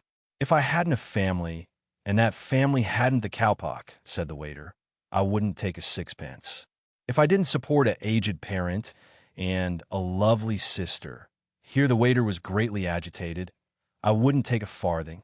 If I had a good place and was treated well here, I should beg acceptance of a trifle instead of taking of it. But I live on broken victuals, and I sleep on the coals. Here the waiter burst into tears. I was very much concerned for his misfortunes, and felt that any recognition short of 9 pence would be mere brutality and hardness of heart. Therefore I gave him one of my 3 bright shillings, which he received with much humility and veneration, and spun up with his thumb, directly afterwards, to try the goodness of. It was a little disconcerting to me to find, when I was being helped up behind the coach, that I was supposed to have eaten all the dinner without any assistance. I discovered this from overhearing the lady in the bow window say to the guard, "Take care of that child, George, or he'll burst," and from observing that the women servants who were about the place came out to look and giggle at me as a young phenomenon. My unfortunate friend the waiter, who had quite recovered his spirits, did not appear to be disturbed by this, but joined in the general admiration without being at all confused. If I had any doubt of him, I suppose this half awakened it. But I am inclined to believe that with the simple confidence of a child and the natural reliance of a child upon superior years, qualities I am very sorry any children should prematurely change for worldly wisdom, I had no serious mistrust of him on the whole. Even then, I felt it rather hard, I must own, to be made, without deserving it, the subject of jokes between the coachman and guard as to the coach drawing heavy behind, on account of my sitting there, and as to the greater expediency of my traveling by wagon. The story of my supposed appetite getting wind among the outside passengers, they were merry upon it likewise, and asked me whether I was going to be paid for at school as 2 brothers or 3, and whether I was contracted for, or went upon the regular terms, with other pleasant questions. But the worst of it was that I knew I should be ashamed to eat anything when an opportunity offered, and that, after a rather light dinner, I should remain hungry all night, for I had left my cakes behind at the hotel in my hurry. My apprehensions were realized. When we stopped for supper, I couldn't muster courage to take any, though I should have liked it very much, but sat by the fire and said I didn't want anything. This did not save me from more jokes, either, for a husky-voiced gentleman with a rough face, who had been eating out his sandwich box nearly all the way, except when he had been drinking out of a bottle, said I was like a boa constrictor who took enough at one meal to last him a long time. After which, he actually brought a rash out upon himself with boiled beef. We had started from Yarmouth at 3 o'clock in the afternoon, and we were due in London about 8 next morning. It was midsummer weather, and the evening was very pleasant. When we passed through a village, I pictured to myself what the insides of the houses were like, and what the inhabitants were about. And when boys came running after us, and got up behind and swung there for a little way, I wondered whether their fathers were alive, and whether they were happy at home. I had plenty to think of, therefore, besides my mind running continually on the kind of place I was going to, which was an awful speculation. Sometimes, I remember, I resigned myself to thoughts of home and Peggotty, and to endeavoring, in a confused, blind way, to recall how I had felt and what sort of boy I used to be before I bit Mr. Murdstone, which I couldn't satisfy myself about by any means. I seemed to have bitten him in such a remote antiquity. The night was not so pleasant as the evening, for it got chilly, and being put between 2 gentlemen, the rough-faced one and another, to prevent my tumbling off the coach, I was nearly smothered by their falling asleep and completely blocking me up. They squeezed me so hard sometimes that I could not help crying out, "Oh, if you please," which they didn't like at all, because it woke them. Opposite me was an elderly lady in a great fur cloak, who looked in the dark more like a haystack than a lady. She was wrapped up to such a degree. This lady had a basket with her, and she hadn't known what to do with it for a long time, until she found that on account of my legs being short, it could go underneath me.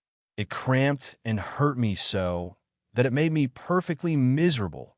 But if I moved in the least and made a glass that was in the basket rattle against something else, as it was sure to do, she gave me the cruelest poke with her foot and said, "Come, don't you fidget. Your bones are young enough, I'm sure." At last the sun rose, and then my companions seemed to sleep easier. The difficulties under which they had labored all night, and which had found utterance in the most terrific gasps and snorts, are not to be conceived. As the sun got higher, their sleep became lighter, and so they gradually one by one awoke. I recollect being very much surprised by the feint everybody made, then, of not having been to sleep at all, and by the uncommon indignation with which everyone repelled the charge.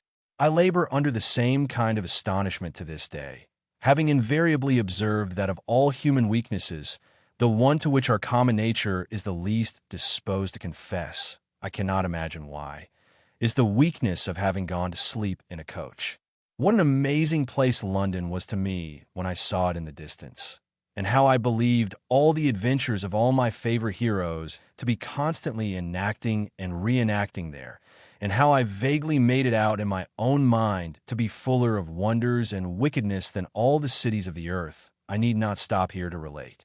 We approached it by degrees, and got, in due time, to the inn in the Whitechapel district for which we were bound. I forget whether it was the Blue Bull or the Blue Boar, but I know it was the Blue something, and that its likeness was painted up on the back of the coach.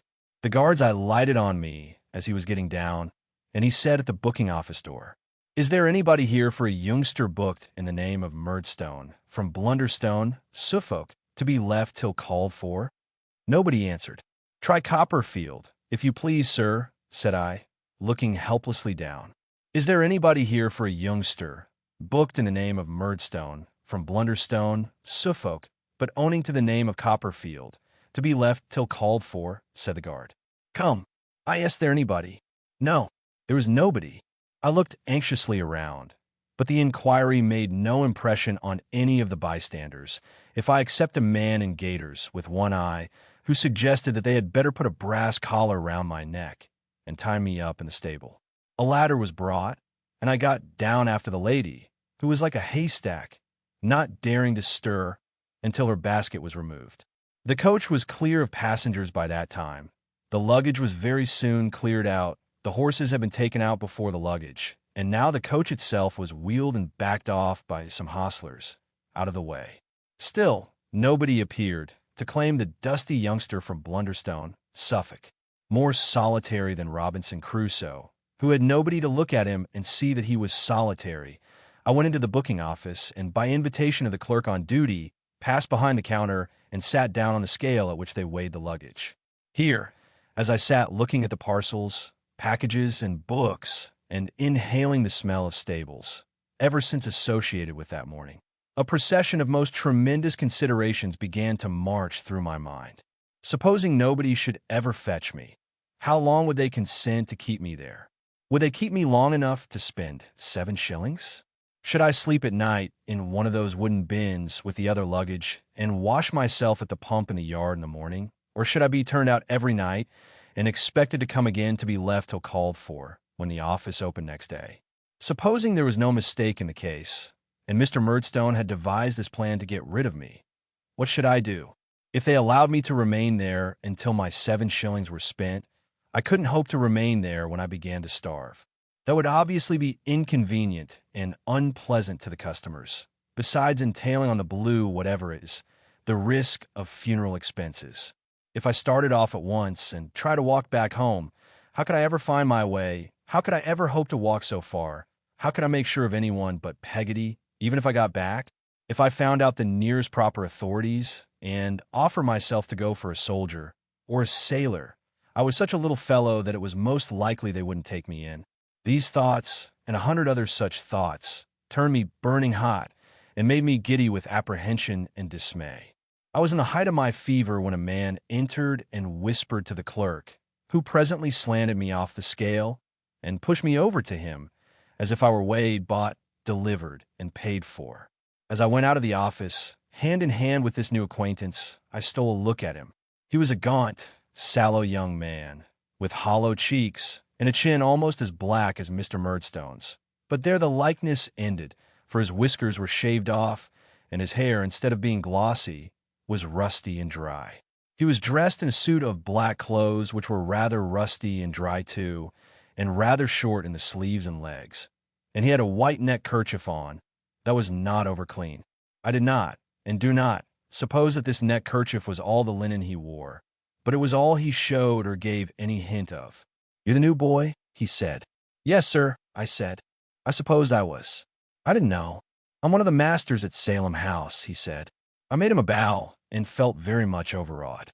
I was so ashamed to allude to a commonplace thing like my box to a scholar and a master at Salem House that we had gone some little distance from the yard before I had the hardihood to mention it.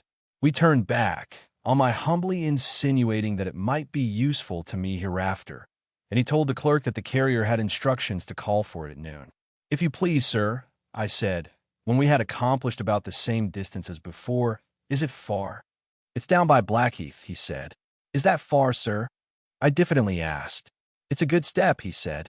"We shall go by the stagecoach. It's about 6 miles. I was so faint and tired that the idea of holding out for 6 miles more was too much for me. I took heart to tell him that I had had nothing all night, and that if he would allow me to buy something to eat, I should be very much obliged to him. He appeared surprised at this. I see him stop and look at me now, and after considering for a few moments, said he wanted to call on an old person who lived not far off, and that the best way would be for me to buy some bread or whatever I liked best that was wholesome, and make my breakfast at her house, where we could get some milk. Accordingly, we looked in at a baker's window, and after I had made a series of proposals to buy everything that was bilious in the shop, and he had rejected them one by one, we decided in favor of a nice little loaf of brown bread, which cost me 3d. Then, at a grocer's shop, we bought an egg and a slice of streaky bacon, which still left what I thought a good deal of change out of the second of the bright shillings, and made me consider London a very cheap place. These provisions laid in, we went on through a great noise and uproar that confused my weary head beyond description, and over a bridge which, no doubt, was London Bridge. Indeed, I think he told me so, but I was half asleep, until we came to the poor person's house, which was a part of some almshouses, as I knew by their look, and by an inscription on a stone over the gate which said they were established for 25 poor women. The master at Salem House lifted the latch of one of a number of little black doors that were all alike, and had each a little diamond-paned window on one side, and another little diamond-paned window above, and we went into the little house of one of these poor old women, who was blowing a fire to make a little saucepan boil. On seeing the master enter, the old woman stopped with the bellows on her knee, and said something that I thought sounded like "My Charlie." But on seeing me come in too, she got up, and rubbing her hands, made a confused sort of half-curtsy.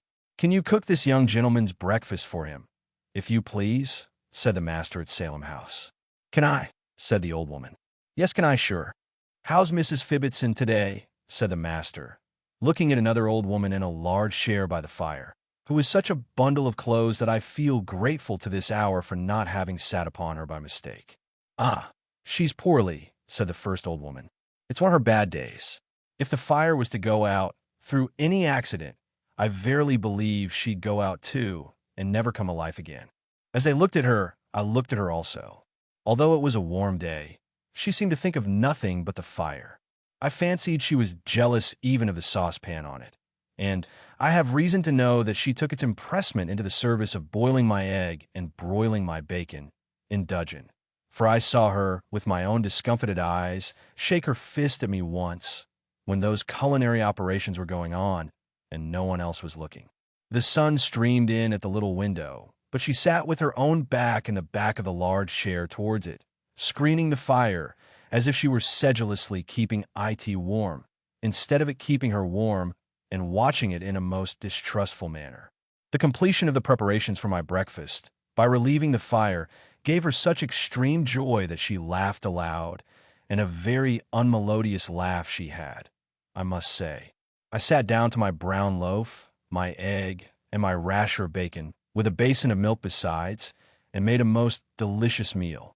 While I was yet in the full enjoyment of it, the old woman of the house said to the master, "Have you got your flute with you?" "Yes," he returned. "Have a blow at it," said the old woman, coaxingly. "Do." The master, upon this, put his hand underneath the skirts of his coat, and brought out his flute in 3 pieces, which he screwed together, and began immediately to play.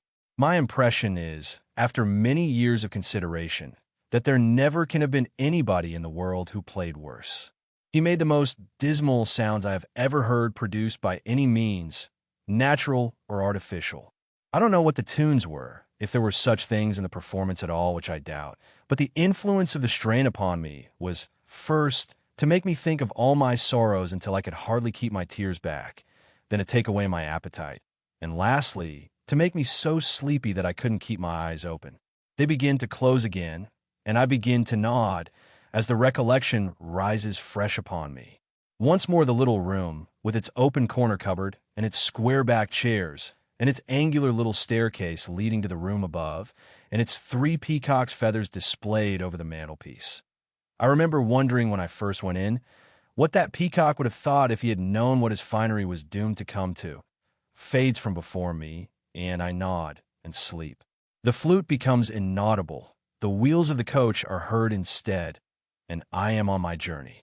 The coach jolts. I wake with a start, and the flute has come back again, and the master at Salem House is sitting with his legs crossed, playing it dolefully, while the old woman of the house looks on delighted. She fades in her turn, and he fades, and all fades, and there is no flute, no master, no Salem House, no David Copperfield, no anything but heavy sleep.